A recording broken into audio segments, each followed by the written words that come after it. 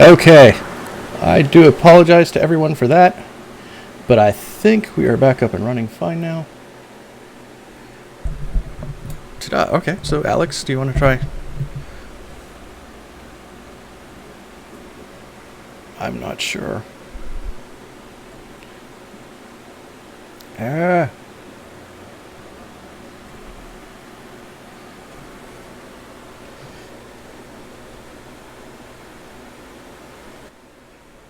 I'm saving all the mixing. I mean, is there any time you say things that are not amazing though? So. Seriously. Okay, Yeah, I think right. we will be starting to get the proper audio momentarily here. Hey, chat, can you hear people besides me? Somebody besides me talk. Hey! Everything is awesome! Yay. Hello. Thank you, Katrina. All right, sorry. So, Alex, you were saying Vurt is a game. Yeah, it's a game. Vurt is a game? Yeah. Wait. Not a game, it's a way of life. So I'll start this way. What is a role-playing game? No. Oh. I will get out of this stream, and I will leave. Faster than, yes. Okay, so, like I said, the campaign we're going to be starting now is dealing with a lot of the giant ripples in the real world that were caused by the last mega campaign here with the Boomers, who met their glorious end. I'll let them explain, perhaps, but we may see more of what perhaps happened to them along the road.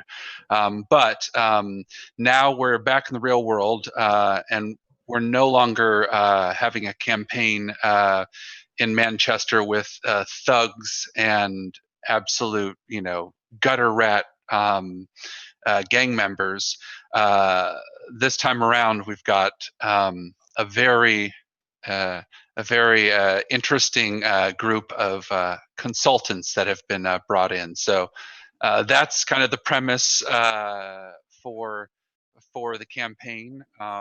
I'll let the players introduce themselves and then their characters, and we can just give kind of the magic sentence, and we can get more into background and stuff later on. But the the descriptor type and such. So let's start here. Who wants to start? I'll go! My name is Buzz Diptera. I'm a RoboVert mathematician who controls blurbs. This voice module is kind of new. I'm just trying it out. I might switch it out for something else later. I don't know. I'm just imagining in like blood specking out, in like 2 years as you guys are still dodging the ultimate bullets. Oh, God. Transform into a car, Buzz? Yes. So I'm a #1 super guy. So once again, the magic sentence is? RoboVert mathematician who controls blurbs. Nice. So and I'm a just to describe I was out of gonna character say. now. Yes. So I'm a bit of an odd duck. My mother was a spider-shaped pure robo, who took fecundity 10 before she went into a Egyptian-themed bootleg feather called Ra Ra Sisboomba, and had a tryst with a scarab, a vert scarab. So I'm kind of shaped like a scarab, but I have 6 legs and 2 arms. And when I stand on the ground, I'm about knee high, but my wings are kind of glow in the dark when I fly. So I'm not the most inconspicuous thing ever, but I do pass as a large blurb fly for most of the time, especially since I also control blurb flies, generally have Sheila, my coleopter, with me at all times. So I just look like a larger blurb fly to most people, so I can pass that off sometimes. Nice. Awesome. And to specify, a blurb fly, of course, is not of course, but a blurb fly in the future Manchester of Jeff Noon's Vertiverse are mechanical beings. They do have, some bioessences inside. They're living. However, they're not what Pete's character is, which is an actual robo-vert. So there's an actual being. They're biomechanical, but not sentient. True, absolutely. And so, and again, this already threw me for a loop. A blurb fly looking thing controlling other blurb flies. I'm sold. So.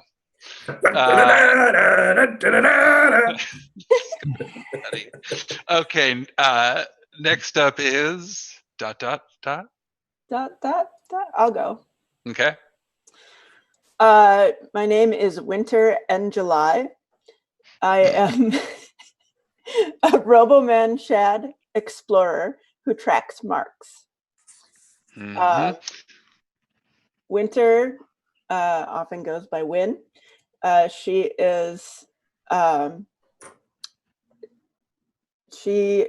real scary. People in general are scared of Roboman Shads for a reason.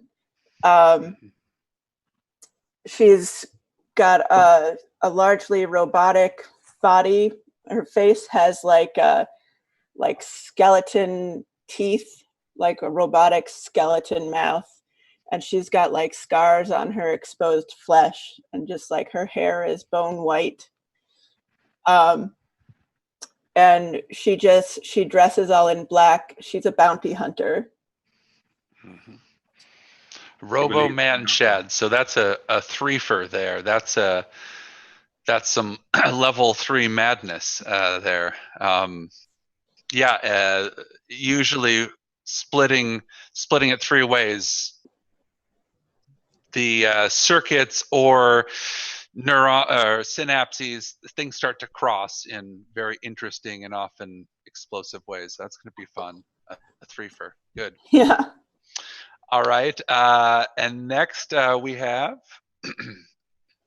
Well, I don't want her to be the only Robo-Man Shad here, so. Excellent. My character. But by the way, I do want to point out, I don't know if it's on the regular stream, but on Zoom, Shar, your name still says Smoke. Oh no.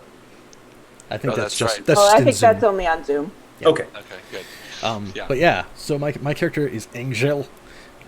He's got this thick Ukrainian accent, and everybody else just calls him Angel, and he kind of shakes his head at it. But he is a Robo-Man Shad warrior who plugs in. And so his thing is that there are vehicles with like neurological controls, whether that's like cars or vans or mechs, and he kind of like he's got a bunch of ports that kind of run down his spine on the back of his neck that he can like plug into all these vehicles with to try to control them. So he comes from a part of the city that's kind of dominated by these sort of Eastern European people with shadow genetics, the Syanka, and he kind of tried to get out of that, but probably with limited amounts of success. So he tried to become a corporate mech pilot, and kind of like, people are going to tell me what to do? No, he's out. You know. And a Robo-Man Shad, again, a threefer. And there, as Shar had also mentioned, just in general, if people know or can perceive that you're a Robo-Man Shad, it's an automatic like, whoa. They're rare. They're fairly rare. Yeah. We usually keep to ourselves, but us two are really unusual for being outside of our tribes.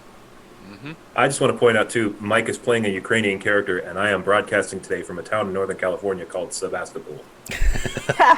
Nice. Everything is connected. Cool. Man. Yeah. Nice. Next we have. Book. My name is Josiah Wagner. I'm a Shadowman Vurt speaker who leads Lucky Bleeds. I can't always remember exactly what it is I do, but I'm a corporate consultant specializing in the synergies of persuasion across multiple dialectics within any given corporate hierarchy, where employees might have a general morale problem or need a convergence of monastic materials in the income flow and revenue streams of diversification. I am a con man. Nice. Sorry, Josiah Wagner is ostensibly a street magician who used to perform sort of on stage, bit of a mentalist who sort of after many corporate gigs, found himself selling his mentalism skills as some type of corporate power that he would train executives in. And he generally is brought in negotiations, mergers, acquisitions, or investigations where these large corporations within Manchester would need him. He's got quite a bit of a reputation, mostly as someone who no one seems to trust, but everyone seems to recommend.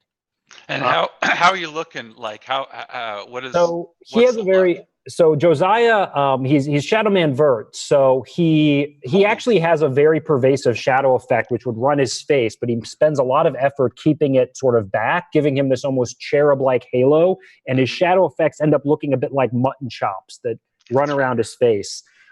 His most distinctive feature, and one that's most commented, Shadow chops. He has these because he's Vurt, his being sort of comes out in his eyes. He has these freckled yellow eyes, which are just incredibly sharp to the point where even in the dark, they tend to show up. Otherwise, he looks. Imagine a very clean-shaven version of Daniel Day-Lewis from Gangs of New York, and you kind of get a sense of who this character is. Nice. Complete with a bad glass eye? No. Not yet. But I can take care of that. He's tall and sort of he's almost built like a straight rectangle, and he wears clothes that make him look very thin that sort of cling to him. Oftentimes, if you weren't paying attention, you might think he was dressed like a ringmaster, but it's a little more refined. Nice. Okay. So, and last but not least, T-Bone. T-Bone to Disco Spider, a Dogman Vurt warrior who delves deeper. And I've been really trying hard, because my last character was a speaker. I've been trying hard to not go first in these kind of things, because I'm not going to be giving much information away if I don't have to. And if I do, it might be true, it might not be true. There's, truth is kind of optional, subjective. So I'm an expert in conspiracy theory and also practice in conspiracy. So that's why I'm here. Nice. And you're looking like, Dogman Vurt, was it? No. Dogman Vurt, yes. Dogman Vurt. Okay. So what's your look? Lanky. I'm over 7 feet tall. And all my limbs and fingers and digits on toes are kind of longer than average. Very skinny. I'm wearing a bathrobe, a dirty t-shirt, boxer shorts, and a pair of army boots. And when I go out on official missions that might harm my gorgeous face, which, by the way, have 8 eyes, I will be. By the way, By the way, has 8 eyes. Okay. Yeah, you gotta make the best of it, right? You just take 4 pairs of Ray-Bans and you melt them together, and you're in business. Solid. So when I go out on missions and I'm concerned about my face, then I will be wearing a spherical helmet that covers my entire face, and it's opaque, and we'll possibly be doing visual things that I haven't quite decided on. You're basically Mysterio from Spider-Man. Yeah, maybe not. Nice. Give or take pants. So always. Pants are a conspiracy, by the way. Just so we're going in, that's the first one I'm going to expose. Pants, I share his aversion to pants. Yes.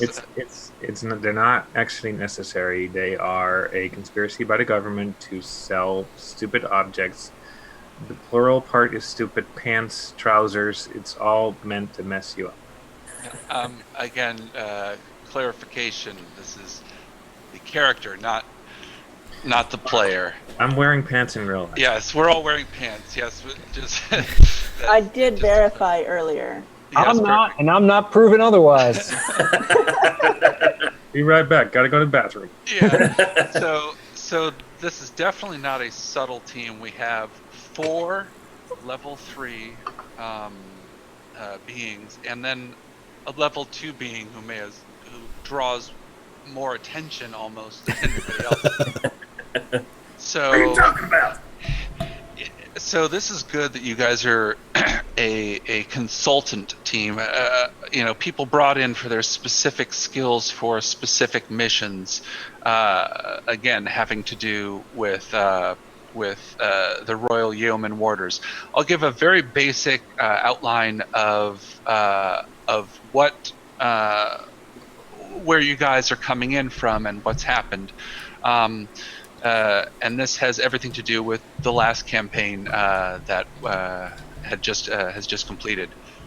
The head of the Royal Yeoman Warders, the chief warder there, as some may know them, the Beef Eaters, although supposedly they do not like that. The big hats, or that originally were the guards of the Queen down in London.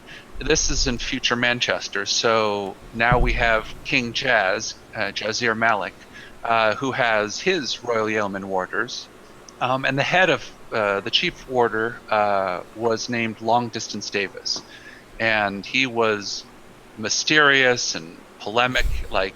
He was a big strange presence in the palace, and his second in command.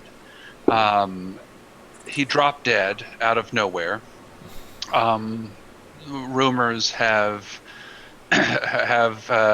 definitely been circulating that maybe had something to do with him going into feathers. He was able to do that, so perhaps he was in the Vurt world. He was possibly an edge rider, one of those amazing beings who can go in and out of the Vurt world and the real world without feathers. It's possible he was, but one way or another, everything now is in disarray. The palace is in disarray, and instead of waiting for and doing what a lot of the people would consider the right thing, King Jazz has appointed a childhood friend, or he was a teenager and in their young 20s when they met, Joe Crocus. And Joe Crocus is the reclusive, oddball, mega billionaire in charge of Yaya Entertainment, and he's not given up being a CEO at all. In fact, he's now come in and taken the place of the chief warder now. So the Royal Yeoman Warders are headed by a billionaire businessman CEO who still runs his own company, and he's been charged with cleaning house top to bottom. King Jazz trusts no one, and to put all new warders in place. So that's just happened. One of the things that the warders can't do is go around and do the off the books kind of missions. They have a certain responsibility, whether they're wearing their big hats and uniforms or ceremonial uniforms or not. They can't be caught, in places like this. So to have outside consultants coming in to help with some of these stranger missions here, or more off the books missions, is something that Joe Crocus has put some of his best people in charge. Now, again, all warders are different. They've cleaned house. Most people on the streets are ready to vote King Jazz out of power. This is like the last straw. So everywhere in the streets there are picket signs. They're burning tires. They're shutting down streets. Traffic, which was already horrific, now in some places is absolutely impossible. So that is the basic overall. The consultants, as you guys are going to start in just a second to give the actual intro of when you guys meet, you guys have been called in by the warder, one of the warder generals here, Shosh Vrashwash, and Shashwashwash, you guys know, is your boss. He is. Wash is our boss. Ha, I love it. Say that again. What a loss. Oh no. No. He is You're not familiar with him? He's all over Bob Loblaw's Loblog all the time. I know. Beautiful. So this your boss, Josh Rashwash, is. I'm not even gonna try this. No. Josh. You're gonna call it a wash? Oh. Okay. It's gonna be a long day. Session 0. I'm already wiped. He is definitely one of the warders. In fact, warder general. So the hierarchy is Joe Crocus. He's the new chief warder. There's a second in command, and then there are 2 warder generals.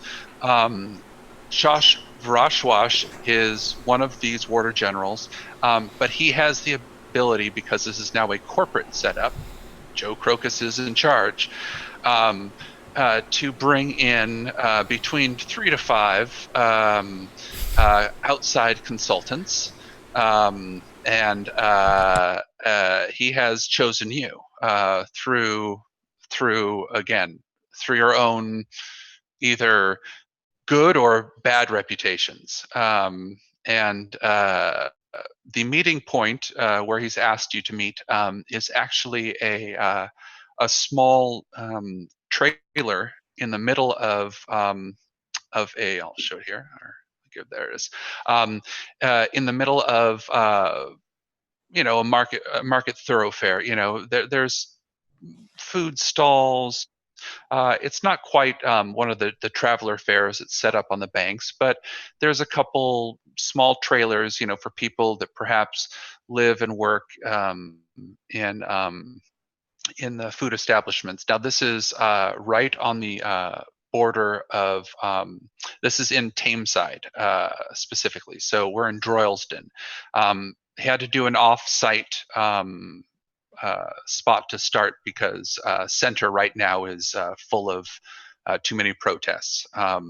So where you would perhaps usually meet in center, that borough or district, I should say, you're now having to meet off-site. So Droylsden, a small little trailer. It's midday. You know which trailer it is. Each of you have been given directions. It probably it's probably a 20-foot by 10-foot trailer. So, it's enough for everybody to fit inside fairly comfortably. There's no markings on the outside. It's just dirty as everything else. And the streets are pretty crowded with, other Mancunians there wandering about. It's cold, it's rainy, the rain's coming down pretty hard at this point, and everybody's kind of has their noses or snouts to the ground, trying to get from point A to point B, and they're miserable. Welcome to Tameside. You are again arriving all at a particular time. If you have come early to do some recon, let's say that you've done that and you felt that it's safe. So now is the meeting point. It is 5 p.m. The sun is just going down behind all the clouds. You can't tell anyway, but it is definitely right at dark time here. So that is it. Everybody arrives at the door of this unmarked, dirty white trailer stuck between a curry house and let's say a Vurt you want. A rundown Vurt you want. First thing I'm going to do is send Sheila my blurb up to the roof and post her there as lookout, as I have the video link with her so I can check it out. But she's just going to stay there and patrol, but I'm not going to control her. I'm just going to tell her to patrol.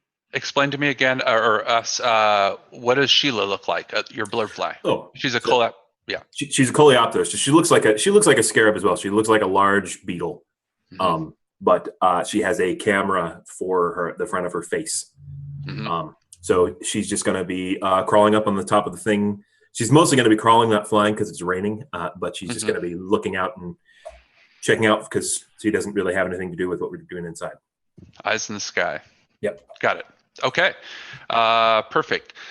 So again, you can tell us now if any of you have met before and you're coming in either together or have met before. Now is a good time to let us know what the connections are. Oh, there was a connection between Winter and I. I think we had that someone brushed me off. Oh yeah, that was me. Right, but I had you. I don't remember. I think you brushed off one of my blurbs, and I was upset. But I was thinking that you thought I was a blurb the first time we met and kind of brushed me off. Yeah, can we do that like right now? Sure. Yeah. I'm going to send the blurb up top, and I'm going to come in, and I'm just going to hover near you guys going through towards the door. So I'm not going to try and land on your shoulder, but I'm going to be hovering near And I'll there. just be like, oh, what's this? Ugh. Yeah. Hey, watch what you're doing there, creepy lady. Oh, it talks. Yeah, it talks. Talk your ear off, you let me. Oh, good.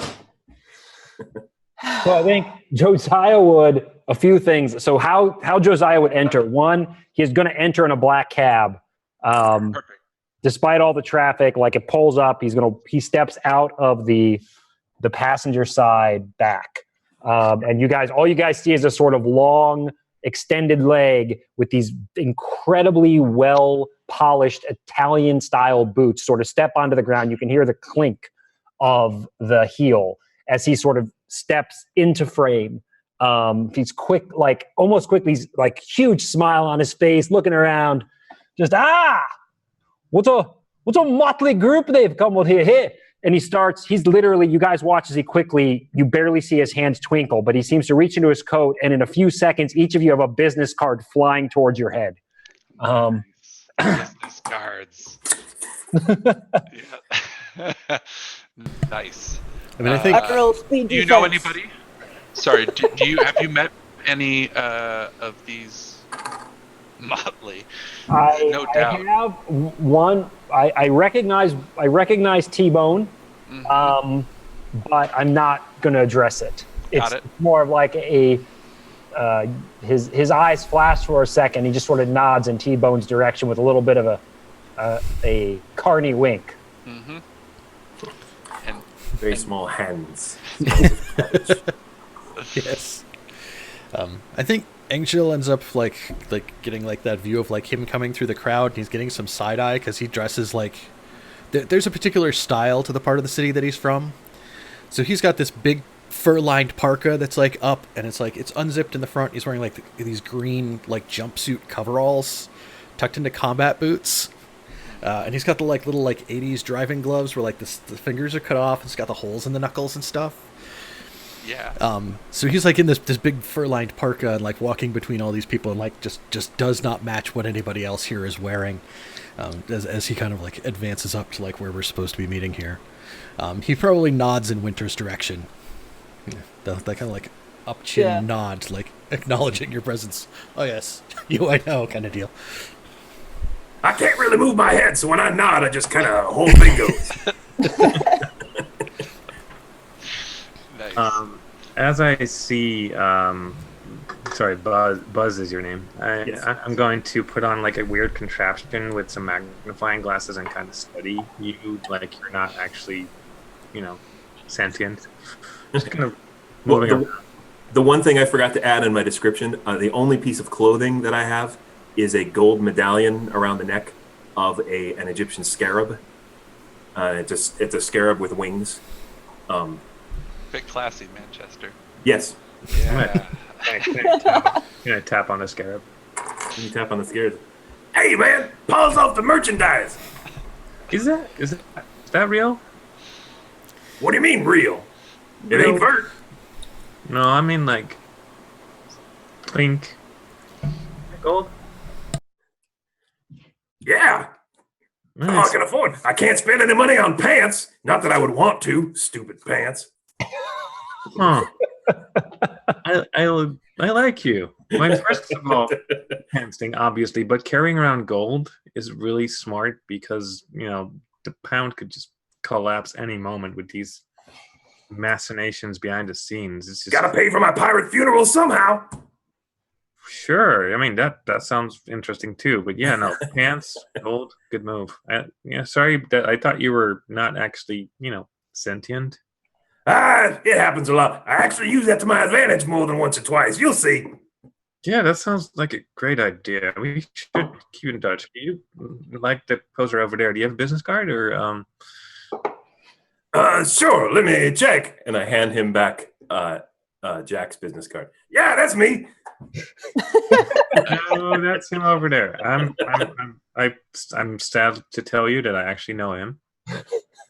Oh. But we can don't hold it against me. From inside, you can hear actually the rain is letting up a little bit. It's still drizzling and just shite weather. It is what it is, and it's getting dark. But now, because the rain, you can hear that inside someone is playing a Frank Scenario song, nice and loud, and someone's singing really off key, trying to sing with the great Frank Scenario, but I mean, there's bad singing, and then there's this. So this is what's coming from inside this. Someone is really getting into the chorus right now, and it's building. The brass is going, and they're getting ready to. Wow, he's really doing it his way. Ladies and gentlemen, this is proof that the government does torture people. If anybody has any dog genetics, he's hitting notes here that are making you feel really uneasy. Your stomach is like moving, kind of like those notes. Like this is the worst singing. This is offending your sensibilities. I'm going to go inside because if I'm going to throw up, I might as well do it on his desk. There it is. When the door opens, a cloud of haze comes out, of course, to the point where you can only see probably clearly the bottom 2 feet of the room. Everything else is just haze filled. There's a room hazer in the middle, and it's pretty legit, and I'm going to retract my wings and start walking on the ground under the haze level. There it is. Yeah, how's Mr. 7 Foot gonna get there? So, yes.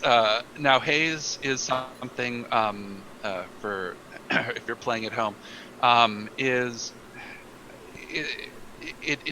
mood altering, but it also it affects. How should I explain? It affects you on a different level. It also depends on genetics, your specifics, like if you're robo or dogs have a little bit more difficulty with it, things like that. People end up telling stupid stories. It's fairly harmless, but at the same time, it's the amount that's in this room is way too much for the confines, and you can see or hear in the background he's hitting the chorus and he's and you can hear he's definitely part dog, and there's a dog man on the other side of the room, and he's got a Royal Yeoman Warders uniform, but the buttons have been down, the hat is over in the corner, he has his legs or his pant legs pegged up. He has one arm rolled up, and he's holding a bottle of fetish, which is pretty big. Actually, it must be really expensive. And there's this green solution there that also is mood altering, but affects. It depends on what you are. He's very affected, so he's inebriated to say the least. He doesn't even see you guys, and he's just yelling, and he's wobbling. It looks like he's going to fall with each note, and at this point he jumps up on the table, and he slips and he falls back and bang, hits his head, and I think Angel's just going to turn over and he's going to take a big whiff, and he's going to turn to Winter and he's going to be like, he's going to be a good job. Yes, the only He'll just head in. They were not ready for our appointment. He's the only one in the trailer, right? Only one in the trailer. He was waiting for you. You're guessing that this is, if you haven't seen him before, this is indeed Josh Rushwash. And he's a Royal Yeoman Warder. What an impossible name to say. I'd like to spend an intellect point and cast a hedge maths and Love clear the smoke. Love it. Good. Okay. Before you guys all walk in, everybody walks in, kind of thing. Well, it doesn't bother Right me as at the you're bottom because after I see him drop, and I'm like, oh, well, if this has done this to him, it's going to affect our conversation a little bit. So I'm going to make it a little easier and spend a point and clear all the smoke. Do it. Perfect. Now Although I'm going to look. I'm going to look at everybody else and say, anybody mind if I clear this smoke first, just in case somebody likes it. I think after you do it, Angel's like, he's disappointed. So Josiah's going to step one. He's going to walk up behind. Oh God, your name's cut off. Boss. You can say Buzz. boss. He's going to walk up behind Buzz, and he's like, "Oh, what's a great trick!" And he taps him. He's like flies, and Buzz is going to like scoot forward a little, and I'm just going to start. Josiah's just going to start rumbling through the trailer, like he just sort of casually walks up to any flat surface, picks up mail, any document, and just scans it real quickly. And anything that he sees of any interest, he's going to pocket. Nice. So the inside, again, now that you can see inside, and actually explain what hedge maths does to a room packed with smoke. And I mean packed. Yeah. Well, what I do is the effect is I basically flap my wings in a certain way and blow it forward, but it basically it just blows it towards each other and compacts it and condenses it. So it all comes together. Instead of filling the whole room, it turns into a rain cloud in one side of the room and drips down. So hopefully over a small container. So it basically just condenses all the smoke into liquid. Like into a trash can. Yeah. Yeah. Just Perfect. like Or dipping a sink. finger through there and be like, Yeah. Well, that's the thing. and then There's- sitting on the couch. I'm not opposed to haze, and there's still more haze in whatever he was using to smoke it with. Right, but you do not want to be making any decisions in or even trying to stand up in the level. This guy's way gone. Especially since he just knocked himself out. Like I figured it'd probably be beneficial to get rid of that. So it looks like I'm cast. And basically, the effect of hedge maths is similar to Dungeons and Dragons cantrips. It's any non-magical effect that cannot damage another person, but it's just random stuff. So I can do little random stuff like that. Okay.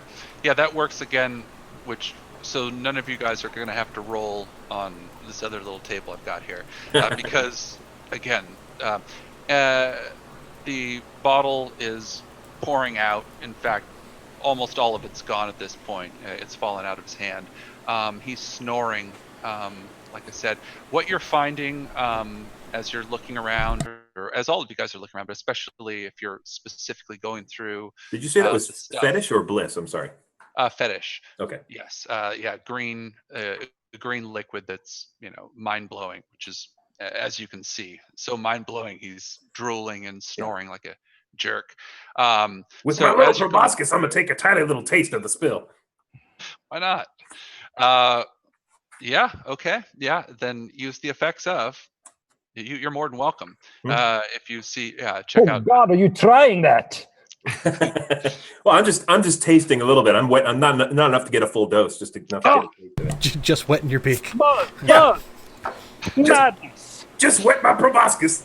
Well, I mean, it's something that's like actually produced. It's not like hooch out of someone's bathtub, right? That's True. like okay. True. Yeah, and it's This is more like expensive wine than stuff. any of the other stuff. Yeah. Yeah. Well, that's why it's expensive stuff.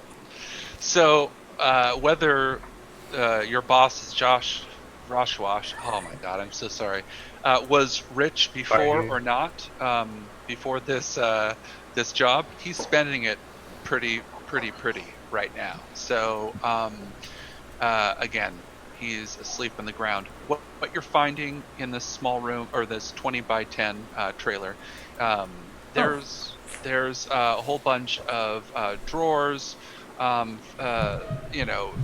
regular stuff that looks like it was probably for a restaurant, or maybe still for a restaurant. It looks like, there's some chairs in the room or something, but it's not that fancy. It's a meeting spot. I also want to point out the effects of fetish as a cipher are to restore points to might pool or whatever pool is down. So basically, I think I just get back that 1 point that I spent to clear the room of smoke. I think style points alone say yes. Okay. Absolutely. Guys, we have a min-maxer. We have a min-maxer. Don't worry. Don't worry. I'm the maximum min-maxer, motherfucker. I love it. Oh, So- are we PG? No. No, fuck off. Okay. No. Whoa. No, there's the book has a warning at the beginning. We're okay.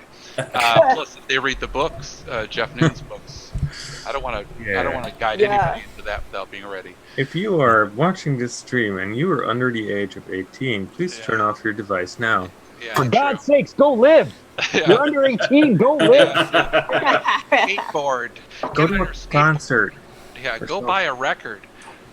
Speaking What's of a record, the Frank Sinatra. Look at that. Speaking of Frank Sinatra or Frank Scenario, the record is still playing full volume. He's not singing anymore. Because I'm just going to walk over and casually turn the volume down, just like. Got it. Any Frank Scenario fans in these player characters here, PCs? Everybody, on some level loves him. I'm more curious right now if this record player has a reverse button. Of course it does. This is an old school turntable. Also, as you get closer, you're realizing this is an antique. This is nice. So he's got a really nice bottle of fetish that fell. He's got this hazer that must have cost a couple $1,000. It's crazy. And now he's got this. So yeah. Plus, he's doing a great job at selling this whole incompetent government stooge thing. It's really well done, and I think once he wakes up, I'm going to tell him that he should tell his master upstairs that he really did a good job. I'm just not buying it. Nice. So on this fancy turntable, you do see a reverse thing. In fact, how about an intellect roll? Because play this record backwards, and I love the fact you got that intellect roll, or the so this will be just a basic demanding. Let's see if you can hear anything in this record. Let me It's see. demanding, but you think you could do it? I think I can do it. I'm just trying to think if any of my skills would make it easier. So we have a conspiracy theorist in our midst. The lack of smoke in the room makes it easier. I was going to say having the smoke in the room might make it easier, but He could just dunk his head in the cloud and then do it. I'm just going to go with it. I'm not convinced that there's any layers here, but Okay. I'm just going to roll. Okay. How about this intellect about playing it backwards, the record itself, just the setup here to see if there's some way to make this fit your wacky worldview. I rolled a 8, so I don't think. Nope, it's demanding 9. Mhm. Okay, so maybe later you'll be thinking of this and wondering, damn, I should have looked. God, I should have looked again, but you're not going to. So this is a nice Frank Scenario record. It looks like if anybody's a super fan, they may see that it's probably an original. So again, he's big spending. He's spending those quid. I'm more into Rostabilly Skank. That's right. That's the only record that he has as well, and there's nothing underneath it or that you can see. So snoring guy. Anybody have any either skills that might perhaps have anything to do with medical, or otherwise we can just do kind of a basic, if someone wants to. I can torture him. I was going to say, I got that too. I can help. Yeah. I didn't see any problems with that. Robo Man shads. Oh no. I have a little slightly better idea. I disagree. Well, I have a little blitz with me here. This. Oh. But why? I don't understand. Why would you want to make him more out of it? Because it makes him easier to talk to.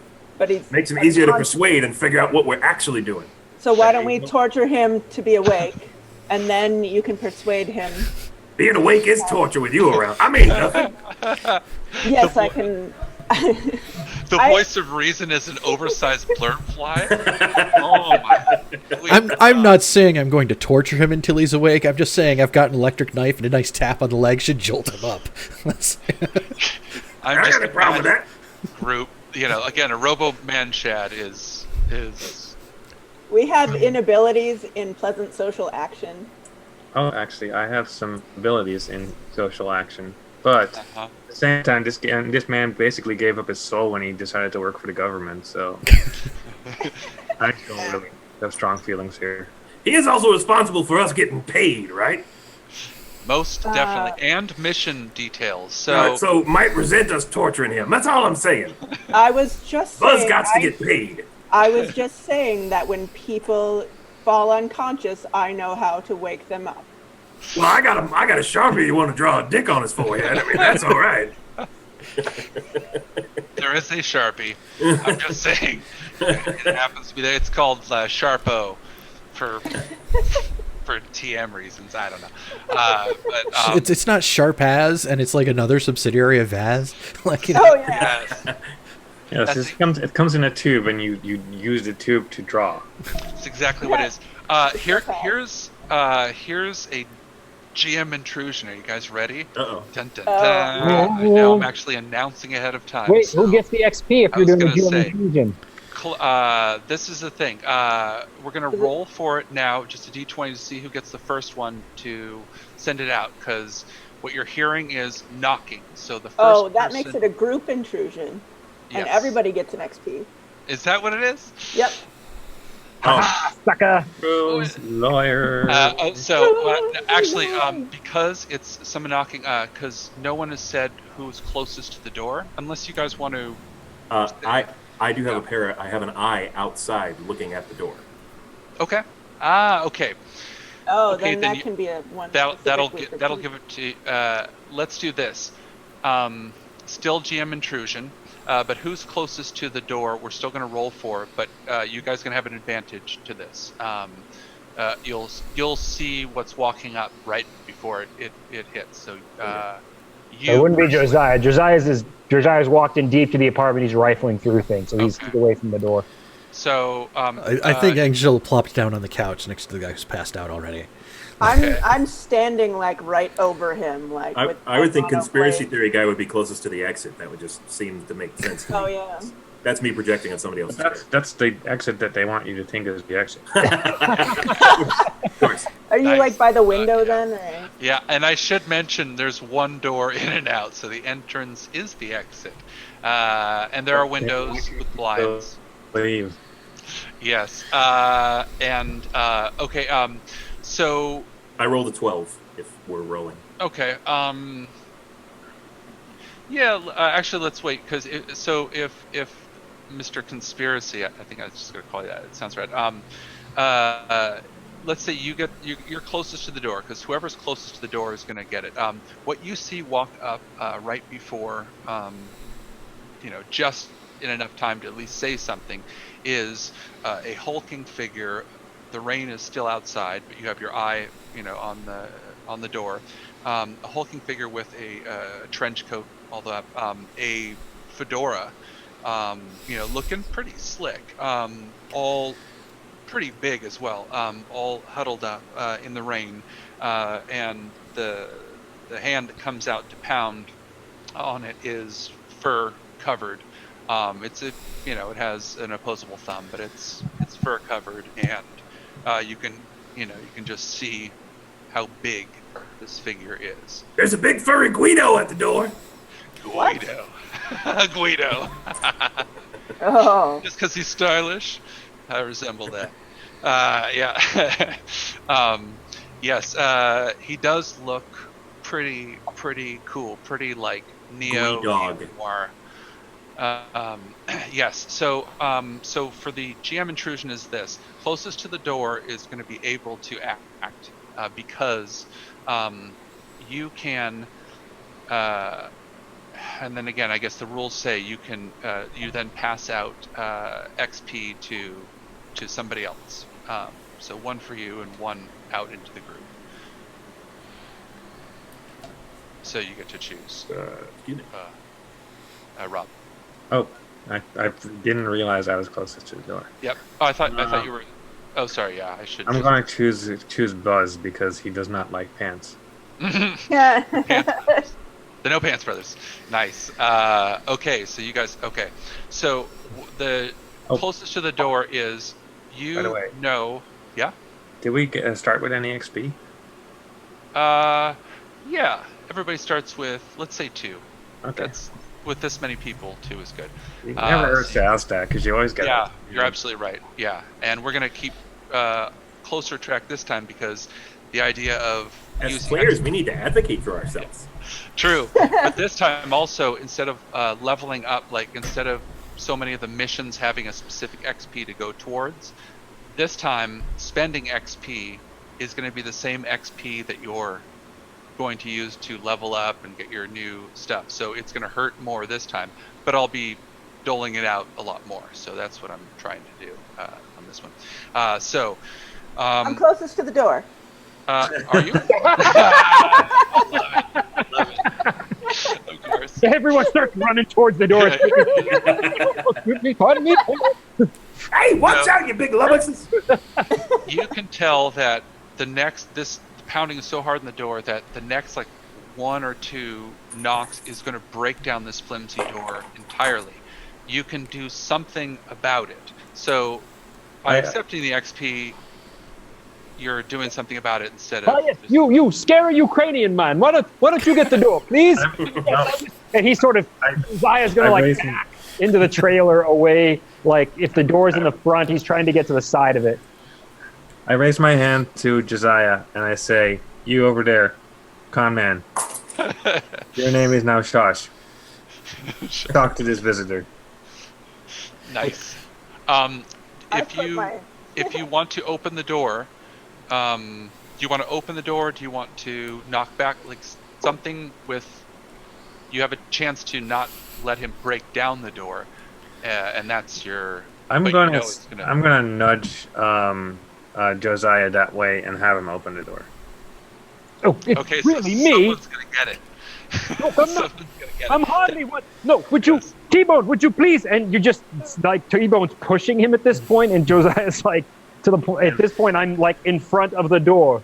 Nice. As the door starts opening, I'd say, "And scene." Nice. Yeah, exactly. So Josiah's gonna knock back. You just hear this, like as the guy's knocking hard, he's gonna knock back, like, "Hello." I'm gonna make Sheila buzz the guy's hat. I'm gonna put the mono blade to the unconscious guy's throat. Mm-hmm. Oh, for God's sakes, does that seem necessary? Even the angel's like, this seems overzealous. Totally. Josiah, it's showtime. Focus on your work. I'm focusing. The door for God's sake. opens. Look, he'll pop and he'll open the door. But hang on, he's gonna open the door as he is the door an outie or an innie? Innie. For a railer? So he's gonna do one of the trailer goes out. Yeah, Does it? trailer goes out. Yeah. For fire safety. Yep. Yeah. He's got to push it open. You could push it open. Okay. He has to pull it. Josiah will reach in and he's gonna in one move he's gonna push it open with one hand. He's gonna launch back a step and then he's gonna do like a hello. He wants to be away from the door. I'll roll to see if this works. I feel like this is like going to be like a speed defense almost. Well, unfortunately, because this is exactly what the GM intrusion is. Because XP comes in, someone knows that to open that door, to be closest to the door, you're taking the brunt of what's coming in. So while you do step back, this is a giant dude. While he's opening the door, Mm-hmm. I'm going to have my blurb fly grab his hat. I will totally show him. Okay. Just to split his attention. I love it. Just to split it. So as soon as he tries to go in the door, his hat goes off and he goes, huh? So here's the scene from the outside. He's hitting. At some point, he backs up because he's got, this little thing took his hat. He's looking up like this. At this point, you can see that he is mostly dachshund, even though he's huge. He has a dachshund face. He's definitely a dog man, but yeah. And he's got like a mop of hair that again is supposed to be all fancy with gel and everything, but now has been pulled off. And he looks up the door that is opened, of course, and now without even looking back, he goes to knock, and he trips and falls forward, and he pulls a whole dark comedy windmill, and he slams right into you. Yes. So you are going to take. I take the damage, and I didn't even get into the XP. I know, but that's life. Okay, so especially in future Manchester. Okay, sorry. I was under the illusion that our speaker was going to be a useful speaker. Oh, just wait. Oh. So it is. Too let's soon. go with Crush. Between Crush and Fall, 2 points of damage. So for your might pool. So it's 2 points because he's so heavy. So For God's sakes! he hits. He sprawls. T-Bone, He you looks did this. up. Get the man off. T-Bone! T-Bone! Okay, fine. I'll help. He's looking around with his beautiful little dachshund face, and what he's also noticed. Oh, really, Pete? Of course. Oh, I can't be mad at this guy now. No, you're lucky. He's a nice guy. I mean, I hate to no spoilers, but he's getting up and not swinging, so I'll take him. You're looking exactly like that. Oh, little. I brought visual aids. Of course. How'd you know it's a dachshund? Okay. Well, I should have. Okay, I didn't know you had it. Okay. So, perfect. So this gigantic, muscle-bound but very, very posh dressed. Of course, a very poshly dressed dogman is sprawled on the floor. He's huge. He's probably 350 of like muscle. Like he looks like he's definitely taking more than dogman supplements. Like he's too much. But he's got this tiny little dachshund face. And he sees the electro knife to someone's throat. He sees a warder or he sees somebody looking like one of the Yeoman Warders on the ground, unconscious already. Yeah, that's the one with the knife to the throat. The Yeoman. Knife, exactly. And he also at this point looks up and sees 8 eyes staring down at him. And you hear a little "Ew." And he makes that little dachshund face. I should say, yeah, we all know now that we're kind of like as if it's just tasted a tomato or something, and that's what's happening. Sheila is going to bring the hat to me and place it on my head, and then go back outside and resume patrol. Of course. Now, everyone, just calm down a bit. Just everyone, calm down. T-Bone, the body, please. And Josiah's trying to push this guy off of him. He has no strength whatsoever. He's just sort of like a turtle, just trapped under this dachshund. Mm-hmm. I'll pull the guy off carefully. Just take a beat, Yeah, I was please. gonna say if T-Bone wants to grab one arm, Angel will come help with the other arm. It's like pull him up and do that overzealous dust him off kind of moves. That is fine. Okay, now what he's fallen into, not even walked into, obviously is a terrifying situation that looks like to him, quite obviously, shit's already gone down. You guys have beaten somebody senseless. You already have a knife. He just probably saved someone's life by walking in there because you're about ready to, end this, session or whatever it was. Again, a 7 foot tall. Now I know what this looks like. I know. Hold up. Do not jump to conclusions. If you just give me a moment, and Josiah's going to get to his feet. He's going to straighten out his suit a little bit. Now, I'm sure you don't know me, but I am, of course, Mr. Josiah Wagner. It's a pleasure to meet you. Good sir. And he extends his hand. He pulls out a business card. This is trying to, I'm trained in persuasion. I will roll to see if this works. Okay. It's Shit, this is difficult, but yeah, okay.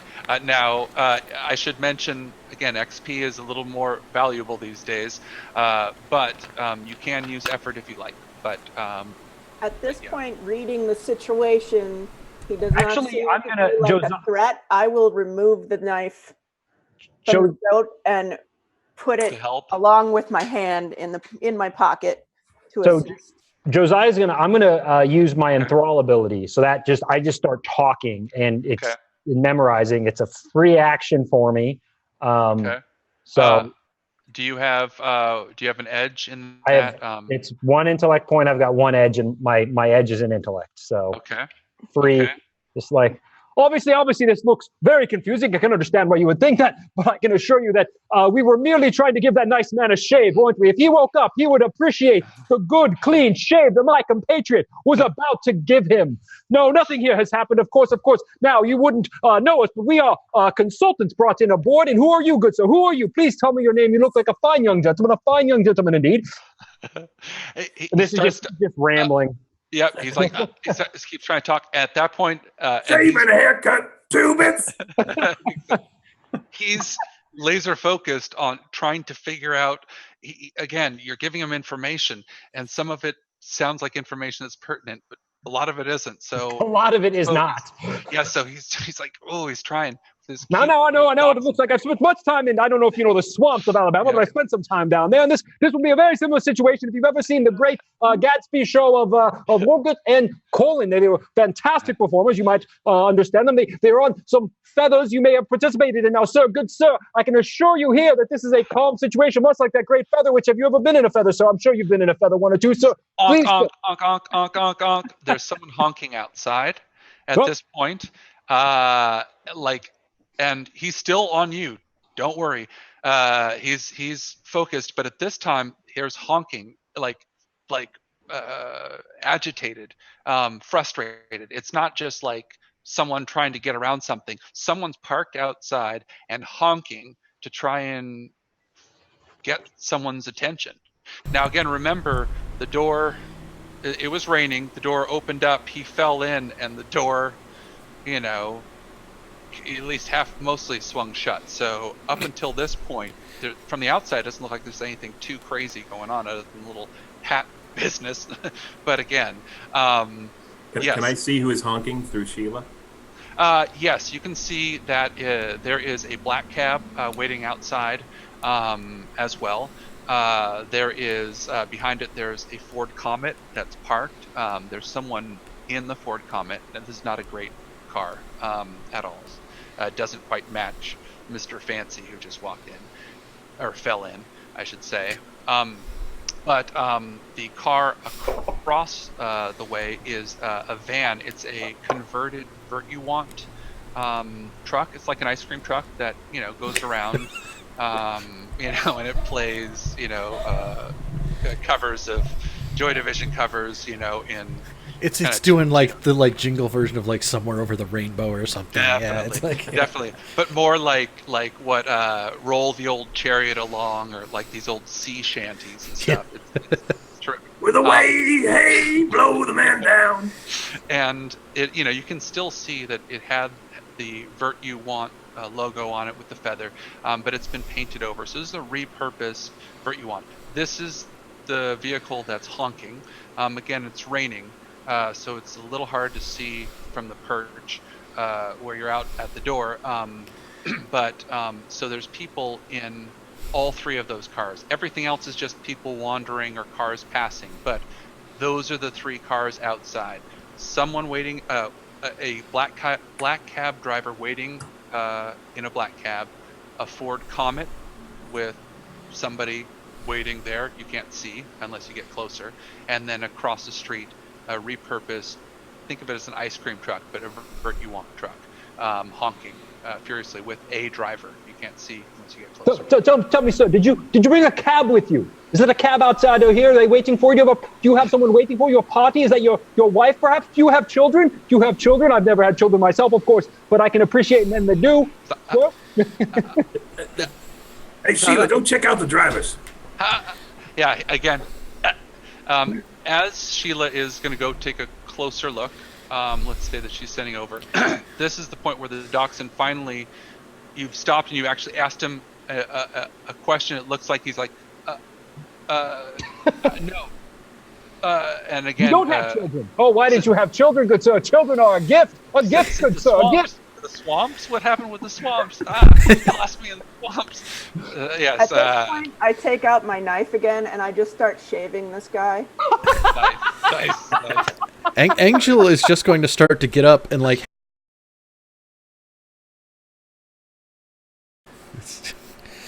Hello. And we're back. Hi, Dr. Nick. Hey, Nice. everybody. So the scene is a door has burst open again from this, again, little nondescript trailer stuck between two businesses.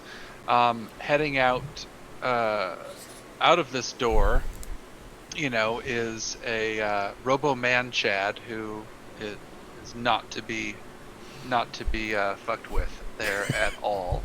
Heading right towards a formerly a Vurt delivery van that's been repurposed, and the driver is honking furiously, not quite knowing what they're in for. Inside, also we have an eye in the sky. We have a little blurb fly that is flying up and over this scene, passing overhead from the Robo Man Chad, and then going towards again across the street there to the honking truck. Inside we have two unconscious no, I wouldn't say gentlemen. That's far from it. We have somebody who's already made a mess of themselves and fallen back on their head. Their own fault. Still hasn't come to. They're just snoring away. They're, and the other has actually fainted. Again, an over-muscled but very fancy dressed dog man with the face of a dachshund, and wearing a suit that matched the fedora that is now sitting on top of the head of a what looks like an oversized blurb fly, but it is an actual RoboVert.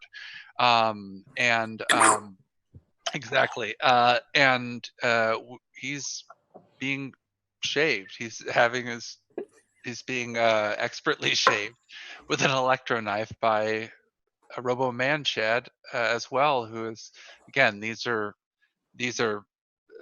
is a mode of being that's known for being that mode of Pretty shady.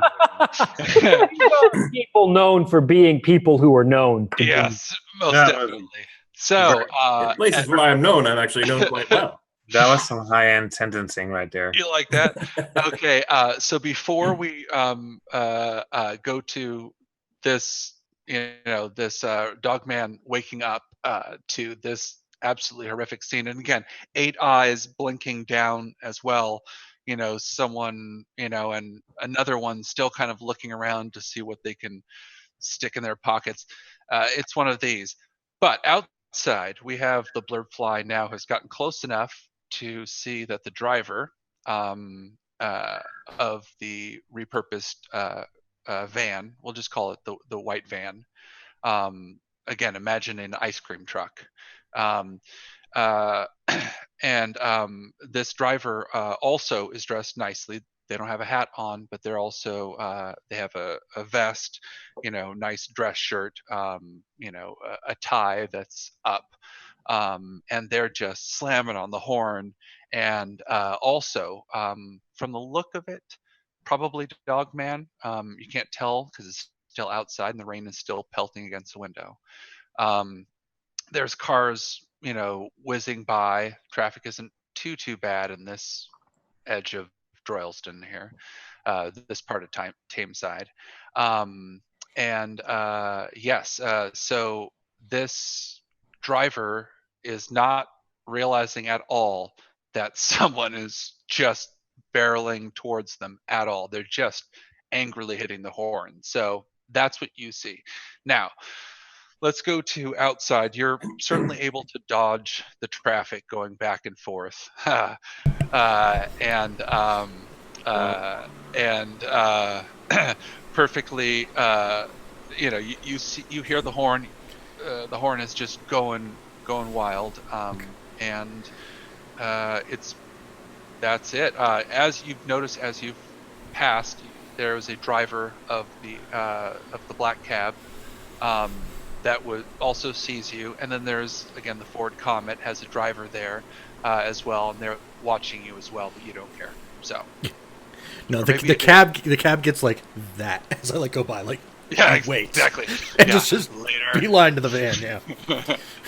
Yeah, you are next. Yep. So it's all yours. I'll let you act first, and then we'll go back into what's happening in the trailer. I want to go around to the driver's side of the van, open the I assume it's got one of those sliding doors on it because it's delivery van kind of thing, turned whatever. Yep. I just open it and just go get up in the guy's face, just he's stopping, is getting the hell out of here, And one last honk as his hand is yanked away from the horn.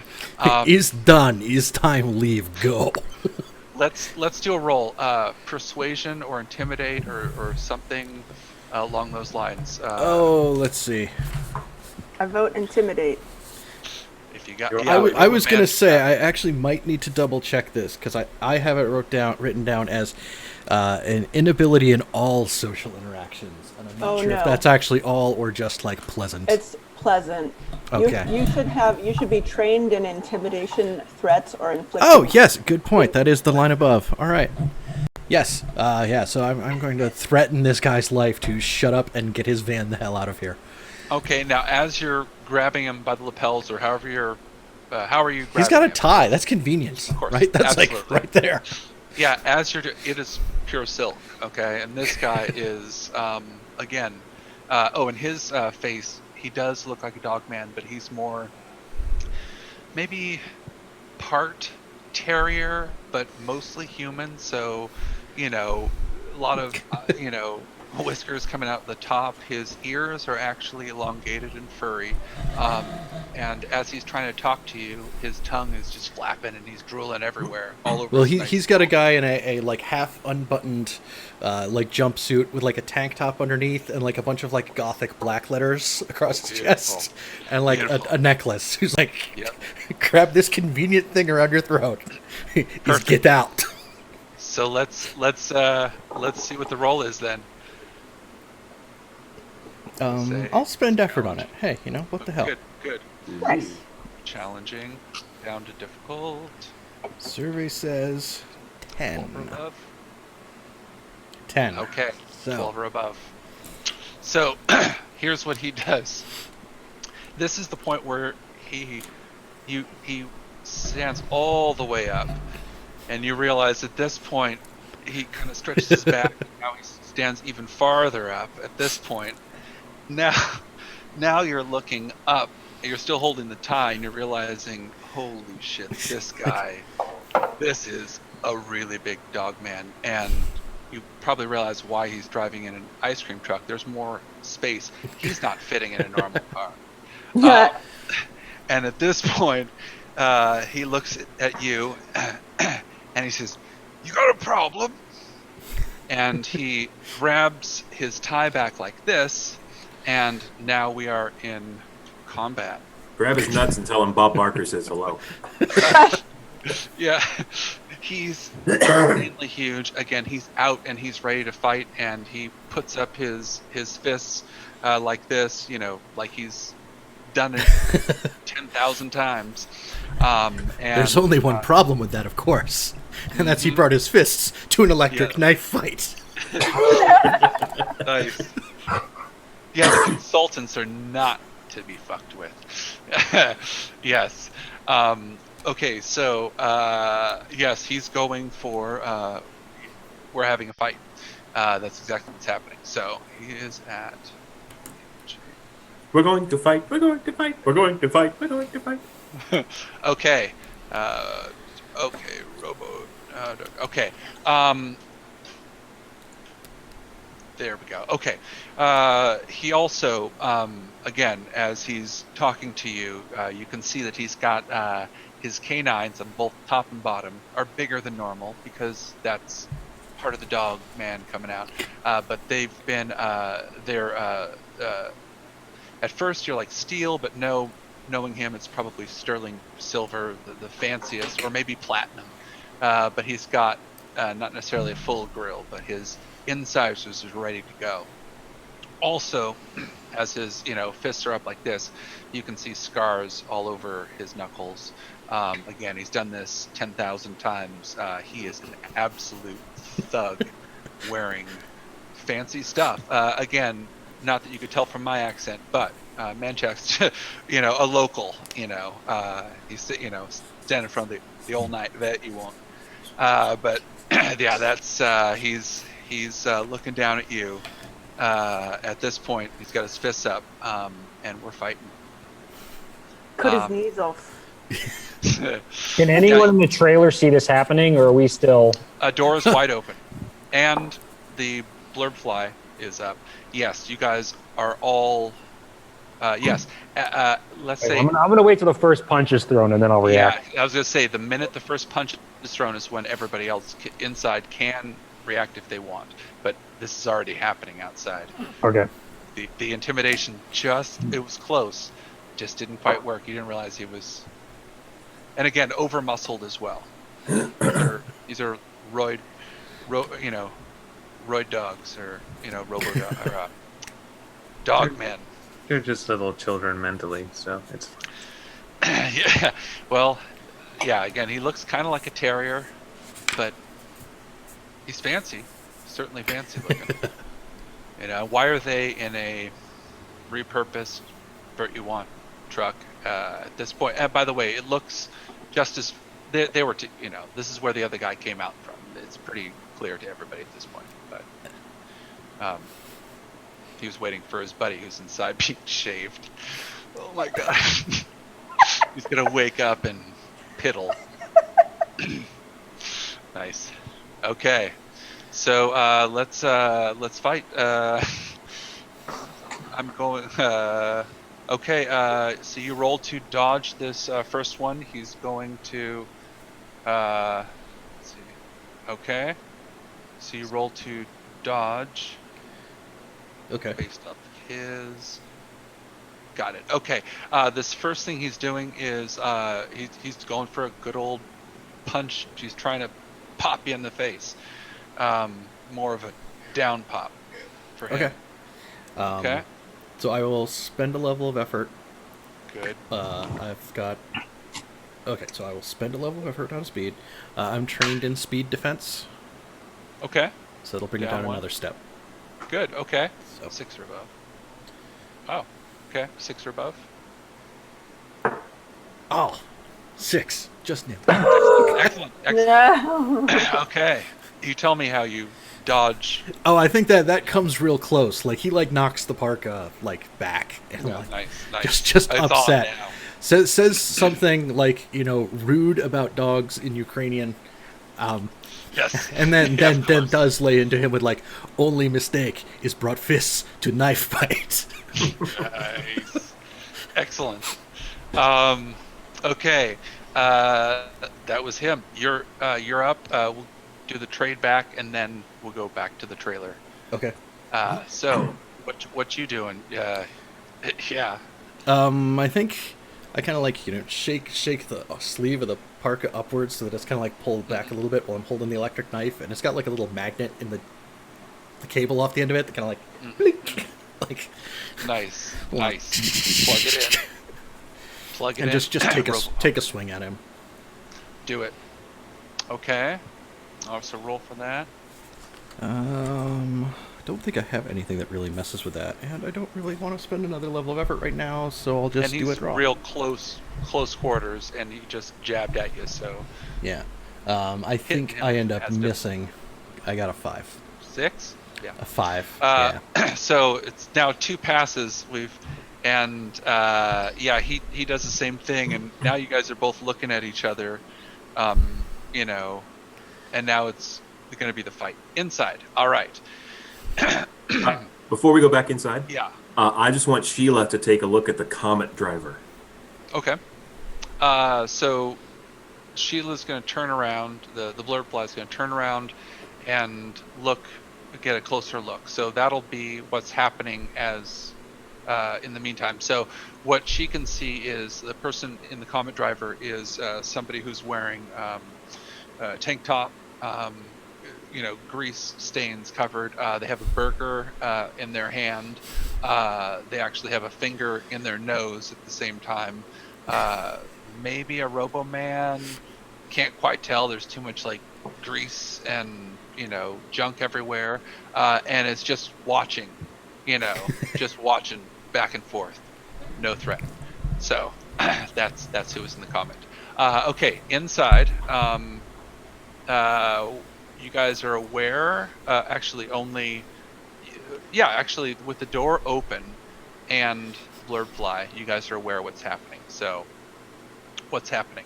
You guys going to join the fight outside? Well, these two are down.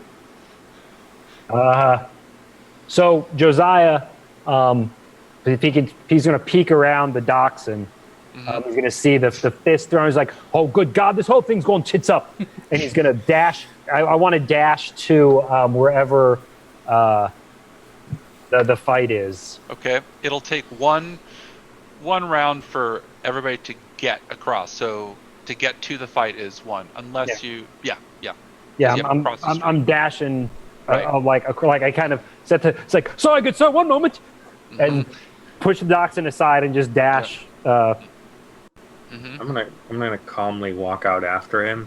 Just kind of wonder why he's being such a, crazy person.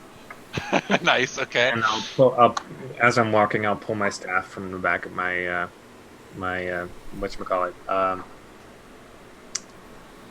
thing. Interact.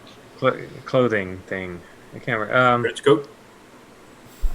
I seriously can't remember the word for a thing. So yes, let's keep going. Parka. Belt, Interact. shoes, Trench coat. Backpack. What I'm gonna boxer do is briefs. Later is, goes. I'm gonna grab a handful of the dachshund fur and I'm gonna nick this guy and get it wet with his blood, and then I'm gonna run out afterwards because I don't want to carry this guy. He's heavy. Wow, we have two wackos in the group right off. There's no way to get around with that mix of modes. Hell yes, that's fitting. I was just trying to get the guy to leave. Yeah, right. He threw the first punch. I was just being overly aggressive and intimidating. Yeah, exactly. Pulled him out of his own car or his own truck by the necktie. Okay, so again, the two inside are out for now, at least, you feel. Anybody staying in there, or is everybody joining in on the fight outside? I'm staying in. I'm actually going to look for the source of the haze smoke and try and see if there's any unsmoked haze still in his amplifier and pocket some. Nice. Because I keep an eye on outside, but I'm not in use in a fight anyway. So Awesome. So That's fine. perfect. Yes, that's exactly what. Again, this giant hazer in the middle does have stuff around. You can spend an action getting some, Yoink. some super. What is it? Some That's super. good. Some russum. Pineapple or something. I don't know. Some nice energon cubes. Yep. So street value is pretty high in that compared to other stuff. This guy again, rolling way, way too deep. Like he's using royal money right now, royal and corporate. So that's the takeaway from all this madness. Okay, and outside, everybody except for for Buzz. So I rolled a 2 on a D6. Can I say that I found some level 2 unburned haze? Yeah. Okay. For the haze, sure, absolutely. Yeah, there was enough there. Again, the fetish spelled out that there's you tasted what you could. That makes sense, and everything else again was just regular. So he'd just come in, set up his cool record player, set up his hazer, maybe was there an hour or two before you, and that's that. Now, remind me again the staff that you're using. You literally have like a quarterstaff kind of thing? Bow staff. Bowstaff skills. Do you have skills in? I was going to say, were there two rival gangs fighting over you because of your skills in the bow staff? I've practiced with all weapons. That's so. exactly. Yep. Cool. But I I also love don't it. really need it. Nice. So again, remind me what you're wearing as well. I mean, I obviously remember. I thought of the word. The word is robe. Robe. Okay, the robe and the dress robe. Like, boxers and the combat boots. yes. That's awesome. Okay, that and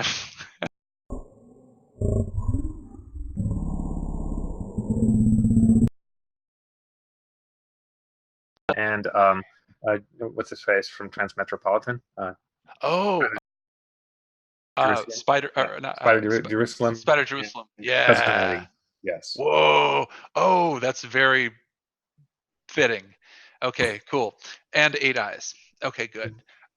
So again, I'm going to say also you guys can get to this fight here, but as you are, obviously everybody in the streets and the cars and the the moto or the motos and the the different the different vehicles and everything like that, and even the blurb flies that are just outside delivering packages and everything, they definitely sense what's going on, and people are kind of starting to ooh and ah and move away. And the blurb flies are starting to come down to record. You can see they have their little the eyes in the sky are coming down. So you're causing, it's not like a total ruckus, but there's a fight that's already started out there, and now all of a sudden you have three other badasses going out there. You guys get to act right in any order you want right now, the ones who are joining in on the fight, because this giant dog man's back is turned to you guys. So if you guys are going for any thing, who wants to go? Josiah's going to actually try to get in front of the behind or in front of the giant dog, and I'm going to do enthrall again and just start speaking. Like, oh, hold up! I'm sure this has been a great misunderstanding. As you can tell, the parking situation here has been very bad. And you, of course, I don't know who you are, good sir, I'm Josiah Wagner. And of course, you might know me from many of my television specials and feather specials, which I've been in quite a few. Have you ever seen them, sir? Have you ever seen them? Do you watch them with your children? Do you have children, sir? Tell me, sir. Nice. He's looking at you again. You guys are looking eye to eye. You're 7 foot tall, right? On the. I'm tall. Yeah. So this is also, again, he's about twice as wide. Muscle bound, and he's looking because he just missed a punch, and now he sees you. I'm going to say that yes, for this round, enthrall is going to work. On the next round, you're going to have to make an intellect roll to keep it going each consecutive round, and that'll totally. That's difficult to fight when you're still trying to figure out what the hell the dude with the shadow mutton chops is trying to say, which is awesome. He's not allowed to take any action so long as I've got him, so long as I'm speaking to him. Mm-hmm. Okay, so for that one, he's now turned around to face the group. Other people can take an action now if you want the other two showing up, which is Winter. Are you leaving as well and joining in the fray, right? Or I am. Okay, yeah. Yes, I'm joining the fight. Okay. So you also see turnaround, so you still get a free action against I want my free action to be intimidating him. Mm-hmm. Okay. So he's being enthralled right now. If you intimidate him, and it does work, this is just player GM stuff. If you do, intimidate him. It'll break the enthrall, but it'll drop him down probably for combat or for the rest. You know what I'm saying? It'll intimidate him, certainly for you in combat. Oh, you guys won't know this, but if anyone attacks him, my enthrall ends. Kind of breaks the Yeah. spell. But it doesn't. You can totally do that one way or another. But you do see, at least Winter would see, at least with certain experiences, that this again, giant half terrier kind of guy is really staring into trying to figure out what this guy's saying. Can't figure it out. But if you do something, it's like a sucker punch. So you are more than welcome. You do your thing. Do we allow Josiah to work on trying to de-escalate the situation, or do we just robo-shadman it? I mean, I barely know this guy. Mm-hmm. Yep. I mean, as far as I'm concerned, he's actually doing what he said he was going to do. So he's doing his job, and I'm going to watch for now. Mm-hmm. Also, I'm mostly taking a approach to fighting where I let other people, basically Aikido, like let's call it Venusian Aikido from Doctor Who. Yeah, I'm going to let other people throw their bodies around, and I'm going to use it against him. So if he's not throwing his body around, I'm not that eager to get into it. Nice. Okay, All so right, now well, I will just let it go. I mean, I'm just gonna just give him this glare. Okay. So what I'll say is, yes, he's been enthralled. He's still obviously trying to figure out what you're saying, but at least in his periphery, he's seeing that a group has come up that is definitely looking badass, that is definitely with you. And now he's probably noticing that there's a blurb fly zipping around, trying to, looking into other cars, everything. And there may be more people inside. He saw his buddy go in and not come out. The situation is out of combat, at least this. He puts his hands up like this, and even the people kind of surrounding, the area, kind of the onlookers kind of go back to not caring about the real world anymore.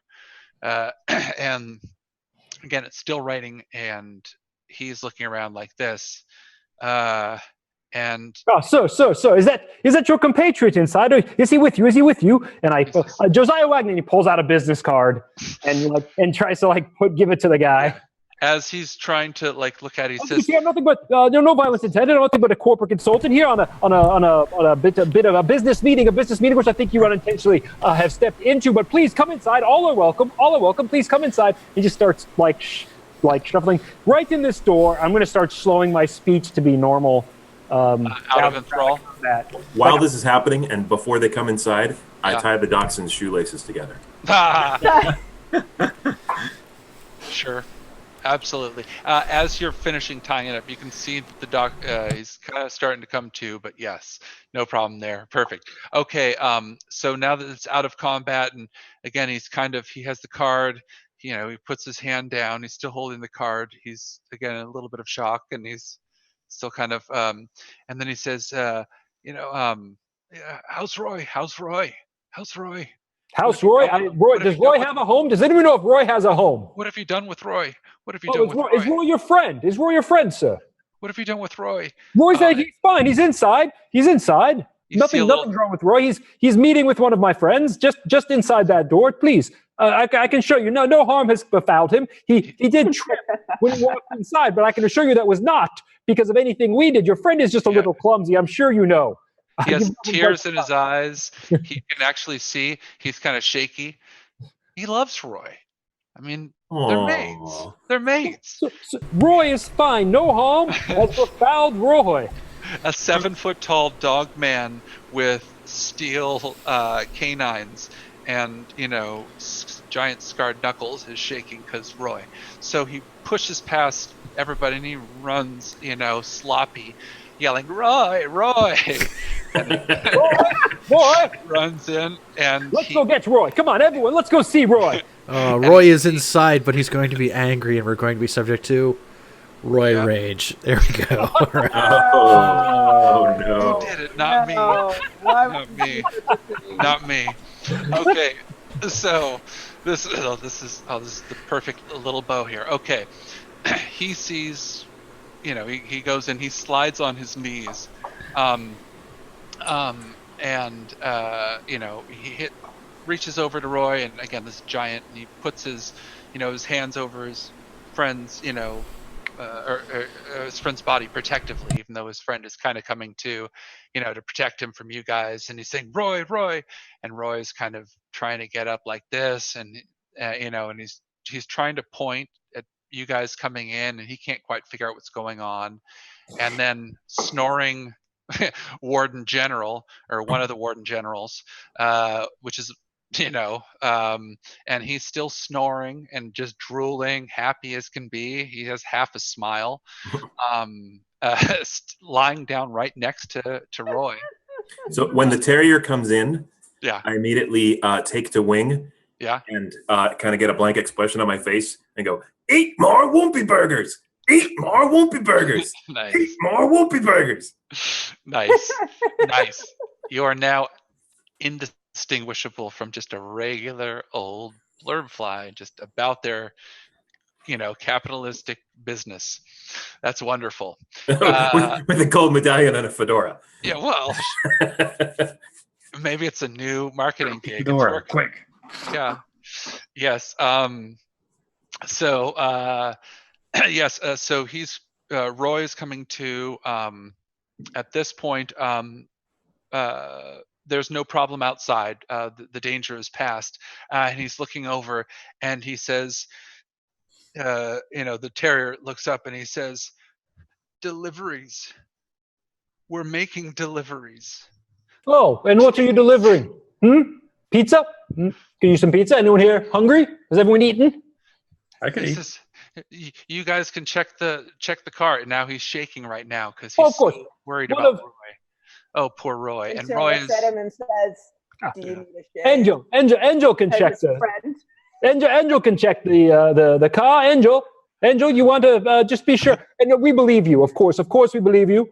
We have no reason not to believe you, but just better safe than sorry. If I told you that I didn't mean you, I'm sure you would check that, but of course you can't. At this point, he sees that his friend Roy is shaved. Did someone fucking shave? And it doesn't. Yeah, exactly. It's Sphinx Cat from like here down. You got at least that far, let's say. So he looks like wrinkly, like an old fisherman who shaved his beard like once in 40 years, kind of thing. Oh. Like all. Got a bit of the mange. Yeah, under Vader's helmet from like here down. It's pretty bad. Yeah, and He was like that when we got here. I can assure you of that. As he looks over and sees that there's blood, a piece of fur and blood, he sees Robo-Man Shad, and again, that's also why he's shaking. He sees two in the room. He sees another. This is a motley group, to say the least. And they're just delivery people. It's pretty clear now. They're trying to deliver, and he's pointing at this point, he's shaking, and he's pointing over to the unconscious, warden general. And intellect rolls for everybody now. Let's, or if you have investigation or anything that might help like that, let me know. But intellect rolls, just see 12. 12? 13. Everything 12 and above counts. 11. Okay, well, at least, okay, so 2 successes out of 5. 16. Okay, excellent. Okay. Okay, so 3 out of 5. So, Rob, you got what? Rob, what'd you roll? I got a 12. Okay, 12. Okay, so 3 out of 5. 12? So you do, yes. It was difficult, so 12. Yes. So here's what those that have figured it out. Now the group kind of realizes at this point. these two delivery, shaking, giant, half terrier guy is pointing over the general. They were delivering all these goods. Like, he's ordering things left and right. He's ordering these lavish goods. He's having it all delivered. We just assaulted an Amazon Prime driver. Basically did it. Just two people that are trying. And he right. said, now what All right, is both are another fur part of brown. intelligence. And he starts, he starts to, blabber on and on about, we don't have any feathers. We have, food. We have some jammers. But, he's trying to tell you all these things, and then you just realize it's just luxury items, basically. And also with the 16 there, or passing the intelligence thing test tells you also that there is a red flag. They are both. Why are they both dressed so nicely if they're just delivery people? But that's all It's kind of a like, wait a second, if they were just, they are definitely delivery people, and all they're doing is delivering goods. You feel that, but they're dressed pretty nice. Is fancy tie for men carrying box of Jaffa cakes. Yeah. So again, he's shaking and things like that. And he's pointing over and he's trying to give a list of things. Oh, sir, please. No one here means you any harm. If you have some goods, please bring them inside. We'll get out of your way. Just everyone, make some room for. Do the boxes need to come indoors? Do they need to be inside? Can you leave them outside? And here's what he does, and this is the perfect time and the perfect spot to do it. He stands up. Roy is up, and Roy is blubbering like this, and he's shaking, and he grabs Roy's hand, who's still on his back. He takes out the keys to the van, and he tosses them over towards.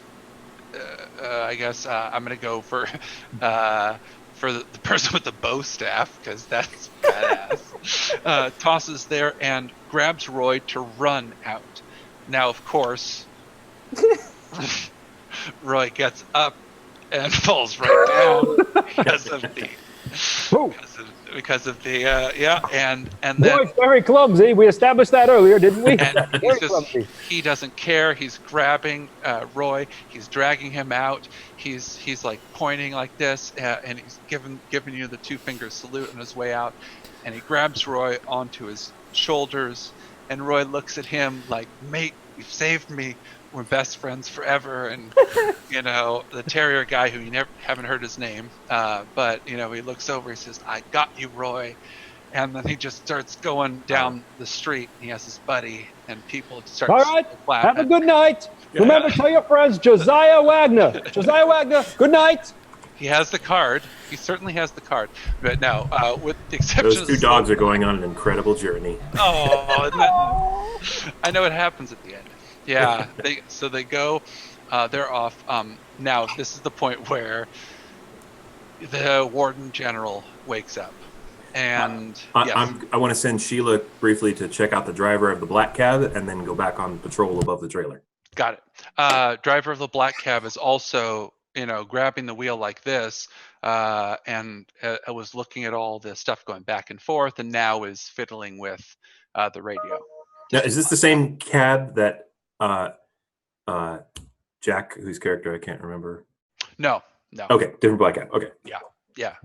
For the record, Winter marks their descriptions and everything about them, the feel of their shadows, so that she can track them later. Nice. Yeah, that works. Well, Robo-Man Shan.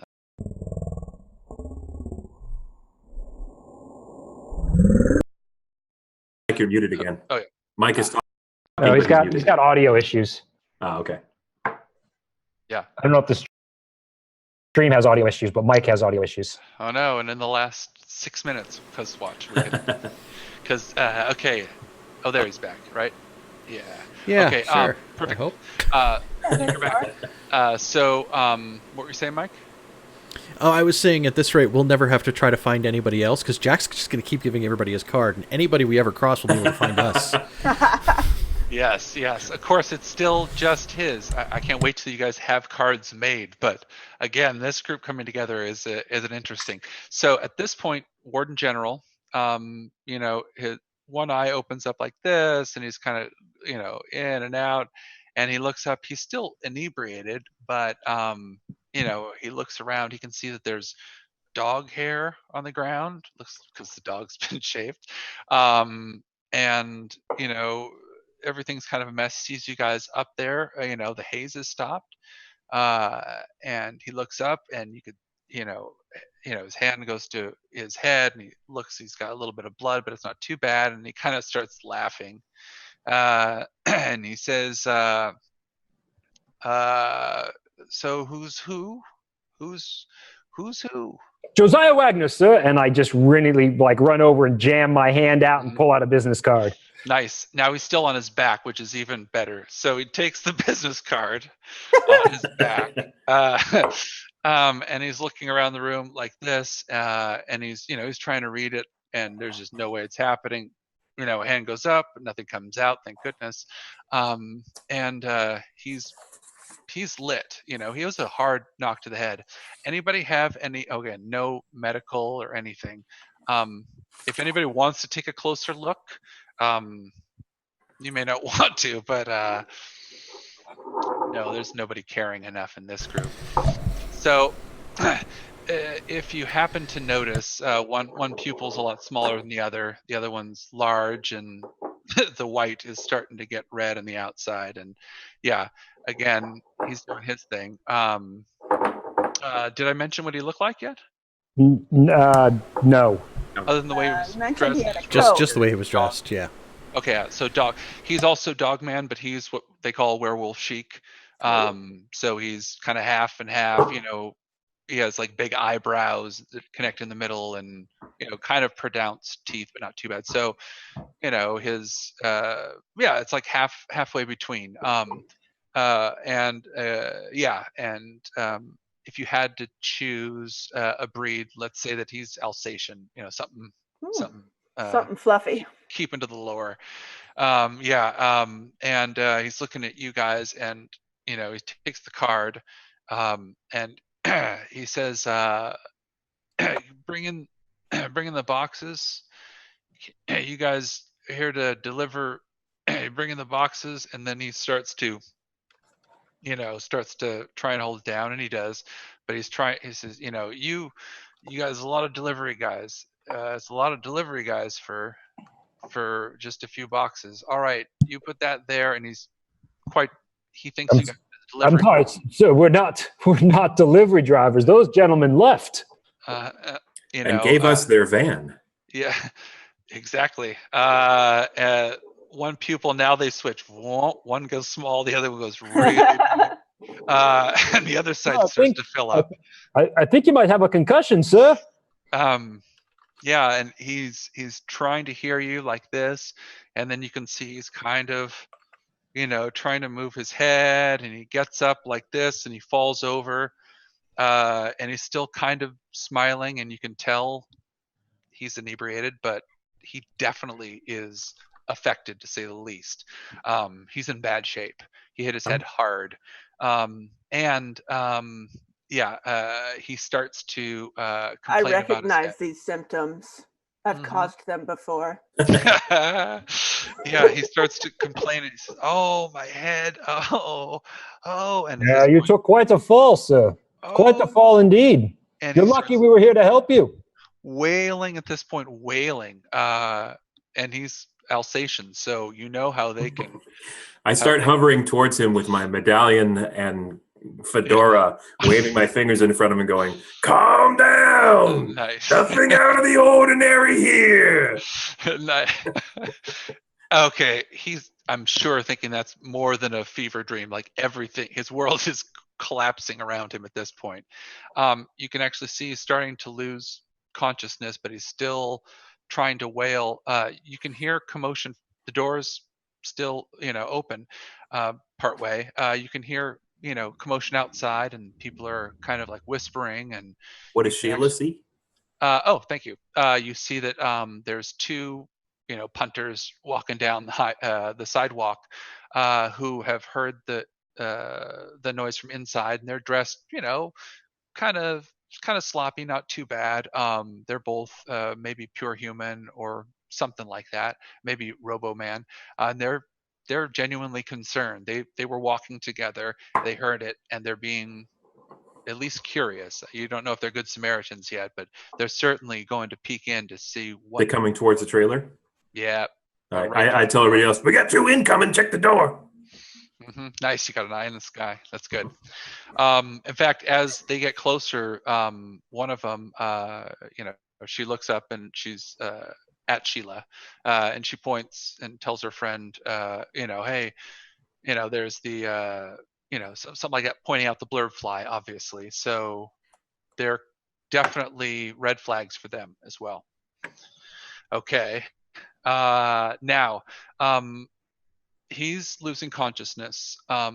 They're going to only draw more people coming in, unless you guys get the feeling that this space is no longer going to.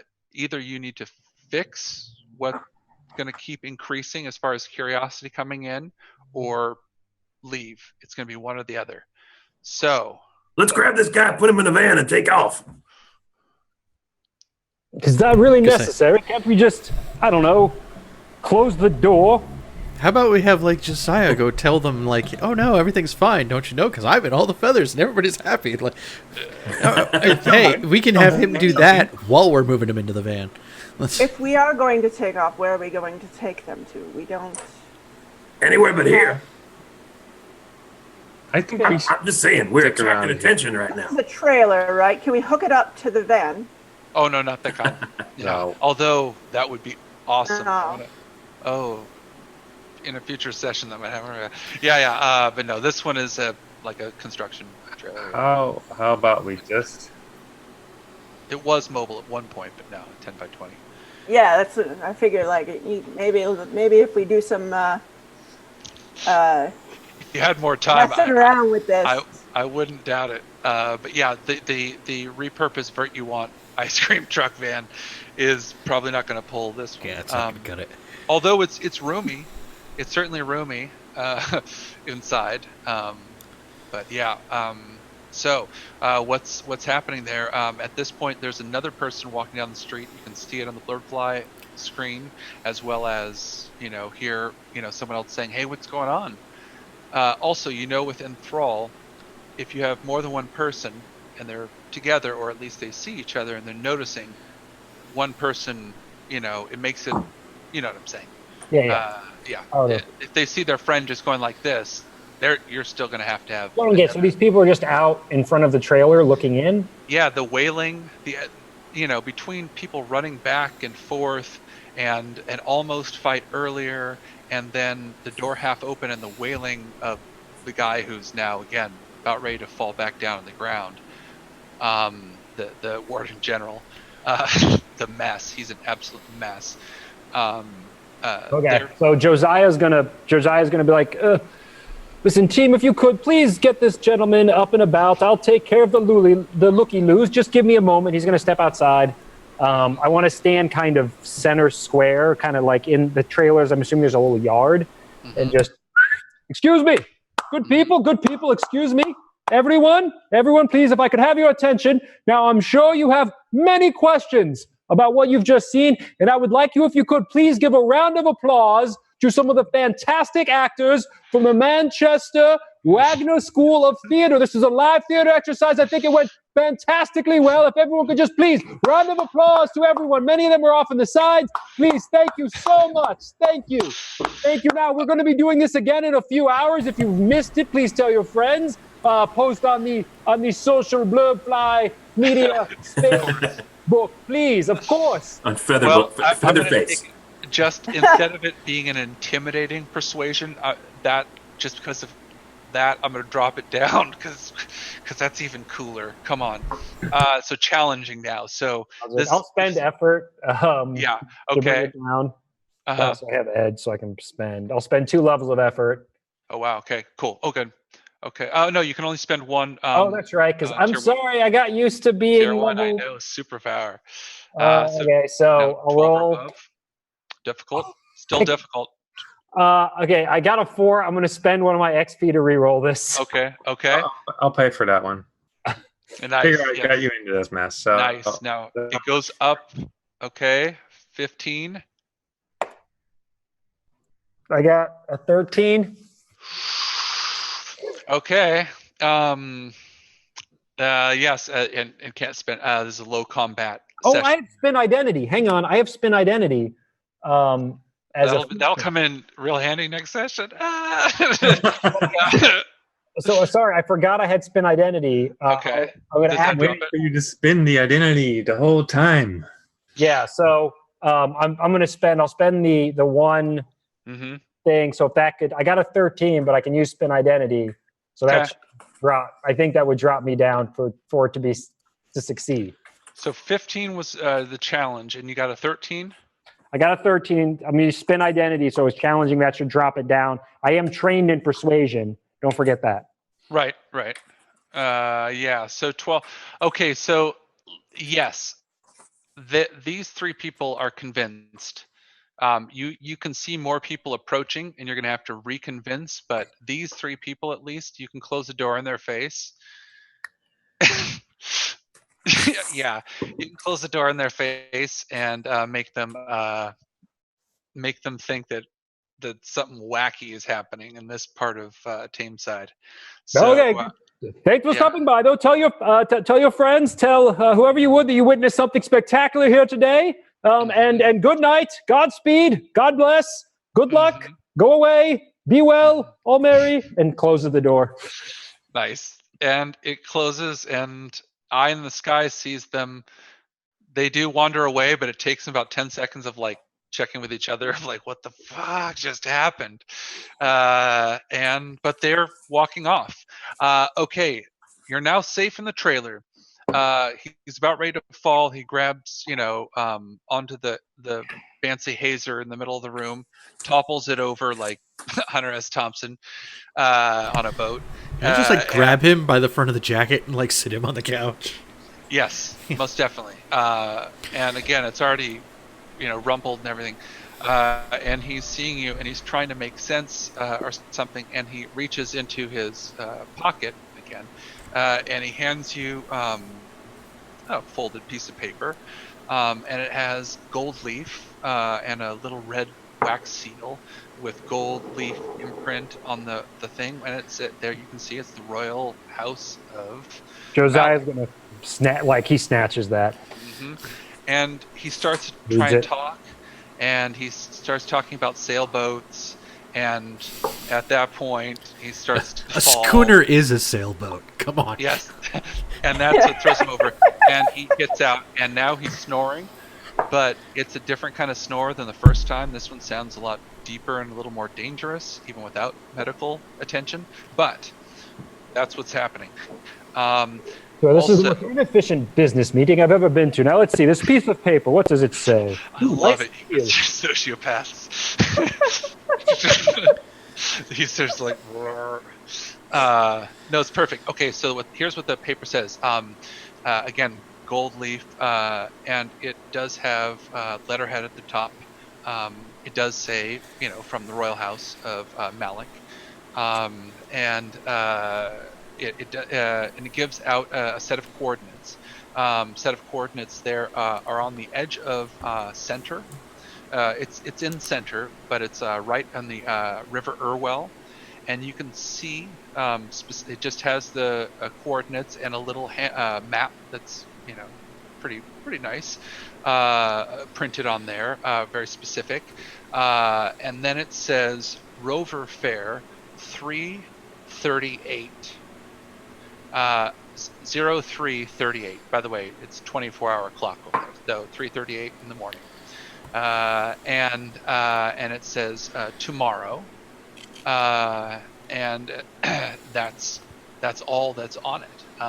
And it doesn't say who to meet. It doesn't say anything else other than the spot, the map, rover fare, the time, 3:38 in the morning, and 3:38, and that's all you have. And now at this point, you So hear we're kind of, supposed to eliminate the entire rover fair? That doesn't seem Like, seems like quite the conclusion to jump to. I'm sure that it's just we need to show up. Surely not violence. There's never need any violence and violence. Nice.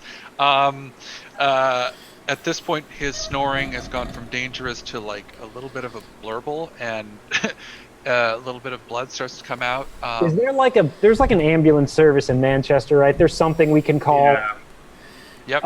Or some kind of like, call emergency medical service blurb fly. Yeah. It'll Here's, cost here's a a plan. Can I use my torture skill to notice that he's dying? Yes. Without even rolling, you're like, I know this particular stage. Yes. I think we've all figured this out by now. He's minutes away without being stabilized somehow. Fluids. Somebody's. Oh God. Yeah. No. Somebody bust out your PDF. And, You like, bigger let's tell us about it. people. People larger than me. Let's get him outside and get some medical attention. God forbid we have a client die on us right away. None of us would want that. I'm sure we wouldn't. Of course not. We wouldn't. We wouldn't want that. I love the fact that this is your boss. Hey, That's No, Alex, he does part have of- a nice coat. Yeah. Yeah. Yeah. No. We need to keep this guy alive and Alex, save would I him. have Right. He's paying us, isn't he? He's the purse strings. We wouldn't want our. Get in here. Ah, shit. Okay, so here's Rob, the deal. Rob, you're cutting out. Wait, Rob, sorry, Rob, you're cutting out. I saw you. I'm trying to get in there. Would I have a? Can you hear me? Yeah. Now I No? can. A little bit better. Yeah. Sorry, I could see you You wanna hear frozen. me? So Okay. Would I have a? I figured I would have a supply of single-use PJs I'm sorry. Say that again. that basically go white after one call. Would I have a supply of single-use PDA fitters? Ah, yes. Sure. You could have one extra. Like a burner? I'm gonna say I don't think A anyone. burner. Yeah, you bet. Everybody here Burners. So like, would probably have one. Sure. Those are cheap. okay, I think I would have several. I'm Yeah. gonna make a call from a burner and say, okay, we called. None of us know friggin' medicine. Let's go to the location, and I leave. Nice. Okay, so medical. I mean, we assistant is can coming. just drop him off at the Royal Hospital, right? Assuming that he'll get medical care because he's kind a of ways royal. away. You're in Tameside. You're in the Droylsden area of Tameside, so you're kind of you're a ways from center. At So, least from Fuzz has a suggestion. Sheila is currently loaded up with a jet injector in her Stinger, Nice. and the intention it fills up the mic pool. So it's Oh. basically a stim thing. And it's in the blurb fly so that if we get into heavy combat or something, I can send her out Oh, and revive nice. somebody. Nice. However, this is our boss. Yeah. So I wouldn't necessarily mind doing it, but it's not necessarily going to be me that's going to need this thing at some point. So what do you guys think of spending this possible healing down the road now to keep our boss alive? What would I Buzz think do? it. WWBD.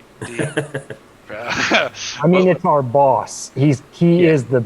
Josiah's right. Like, this guy's paying us. If he dies, we don't get paid, Yeah. even if we're not a. And you're in a shit anesthetic area of type? town. Yeah, and we're shitting her down. So I call Sheila inside. Okay, cool. Okay, And, so you'll stabilize him without. She's going to sting him, and I'm going to lose the jet injector. Oh, what a you- wonderful trick! You saved the life of Josh Josh Roshawash. And as she's saving it, in my hat and medallion, I turn to the rest of the group and go, "It's tricky to rock around.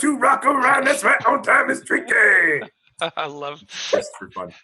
Yeah, again, imagining an actual blurb fly doing that. Now, okay, leaving there, you guys feel that he's at least stabilized until now that he's the stim there. If you guys are going to Hang go on. to the van, You said he had a bottle of fetish that was sort of. I'm sleight of handing that into my coat as I walk out. there's just drops left. He spilled most of it. But it's a Can we fancy bottle. set him- Bring it with you. Bring It's it. you can have the taste, Okay, just like Can we do that? Can we not do that and plant it on him so we don't get blamed for his murder? You know? No, I'm taking it. Okay. It's your funeral. well, there is a hazer in the middle of it. There is, for sure, the toxicology report when they inevitably take one. Oh. Did we actually search the room for anything else? Like a few of us said we're going to look yeah. at rooms, but like at the did very we beginning. actually like Josiah searched the Yep. heck out of the room. Yep, and Okay. it was What we nothing haven't but searched like, yet is the delivery truck. Yep. gotcha. You mean my delivery truck? Yeah. I hold up the keys. Nice. That's right. So Party in- of sociopaths. So in the delivery truck, or at least in front of it, I'll let you guys, and obviously, the door is a little bit bent on the one side as, you're trying to pry it open and grab the dude out by it, but nothing structural. And it's a large van. Now, getting in the front, it's a bench seat in the front.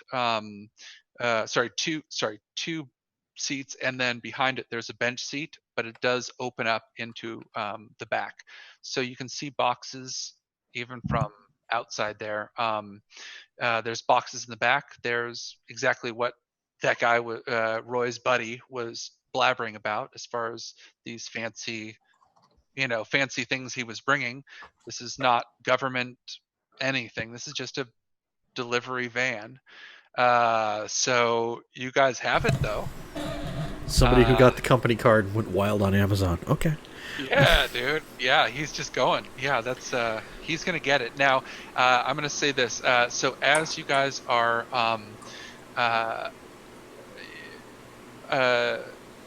you can hear the ambulances coming way quicker than you ever expected. You're hoping it's ambulances. Is that the MPD? No, don't worry. It's just ambulances. Yeah.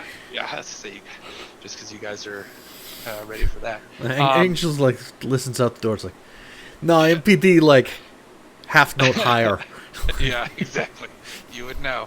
So inside, let's say that this is the point where you guys are again looking through and sitting down. You have a van. This is your A team van or your Z team, however you want to look at it. Jinkies! You also Josiah immediately gets in the passenger. And we got some haze for the back. Yes. Now, you also, this is the point, even looking around, you realize there was something kind of funny, that the license plate is like one digit short, or is it, kind of thing. And you can see on the outside, it actually has a shadow tech, a little thing in the top that makes it so you can't quite figure out what you just saw. You've got a mystery machine. You've got a mystery machine that's untraceable, and there's no ports or anything. It's not that high tech. You can upgrade if you'd like. It's going to cost you. Although you may have you have royal funds available. So, the back. We get our boss to sign off on. I was going to say, everybody has, even just looking around, and as you're getting into this, untraceable, and also remembering that these guys here, were dressed nicely. You're kind of realizing, okay, they weren't Chromerta, obviously, because of what they are, but they were probably some organized crime something that was making their own deliveries. They would intercept the delivery and make their own delivery for that's their business. Macromerta, too good looking to be boomers, that's for certain. Yes, yeah, true, and way too organized and non-chaotic. They smell too good to be Sianka. Yes, truth, big truth. You're gonna have fun following the van. Yeah. They're not the OG Brits. They're dead. Yeah. Exactly. There's none of them left. It's just in songs. Over pints. Okay, so what we'll do is this is the point where this session is going to end, session 0. You guys will have your coordinates, your map. You'll know when to go. It's tomorrow. You're assuming that's tomorrow. It's already about 7 p.m. or 6, maybe 6 p.m. It's dark. Everybody now is going to roll for 1 cipher, because you guys have found something as you guys are either sitting down or trying to figure out where you're going to sit for the rest of it, where your spot in this, this white van is. I'm in the passenger seat. It's not like Josiah slipped into the passenger seat immediately. So yours is probably in the glove box there. They probably call it something different. Some paperwork, some type of ownership. It would be nice to know whose van we're stealing, wouldn't it? Yes, of course. Yeah. So everybody roll a D100, yes, page 360. I got an 80. I got a 43. I got a 42. The answer to everything. Of course. There you go. 43 is a lucid blue. Okay. We'll figure out what that feather is. You have a lucid blue feather. It may be great. It may be very simple, but it's a blue. What was the other? Later, of course. There was a 42 and a 43. Okay, also lucid blue. Okay, and then we'll figure out what it is next session. But mark down lucid blue and lucid blue. What did I everybody got an 86. 86 is an unsolved equation. Oh man, don't show that to the conspiracy theorist. Oh, I am going to show it to the conspiracy theorist. Excellent. And those are... And then I'm going to tuck it into my inside pocket. Perfect. Those are amazing for not just mathematicians, but yeah. Okay, last 2 here. I rolled a 50, which is a mini Maxis. Nice. Grenade. It's a grenade, that's right. Oh, awesome. Okay, so yeah, you find that probably like under a seat where it probably shouldn't be. And I rolled a level 2. Oh, good. Okay, and last, who else hasn't rolled? We have. Roll? Oh no, yeah, you did. I rolled a 42 also for another lucid blue feather. Okay. Lots of lucid blues. So we'll have to make those 3 lucid blues count by next time. Again, as the fade out for this session there, you can see that the ambulance does arrive. They don't see you. They don't notice you. A Robo-Man gets out, and, he's kind of goes slower than you'd hope he would, but he kind of goes there. He knocks a little bit, and, whether you guys drive away or not, we'll see by the next time. But he does at least look in and, wave over to his partner, and your boss is going to survive, especially with the stim shot there. So you introduced yourselves to each other, to the world there, it sounds like, as a group.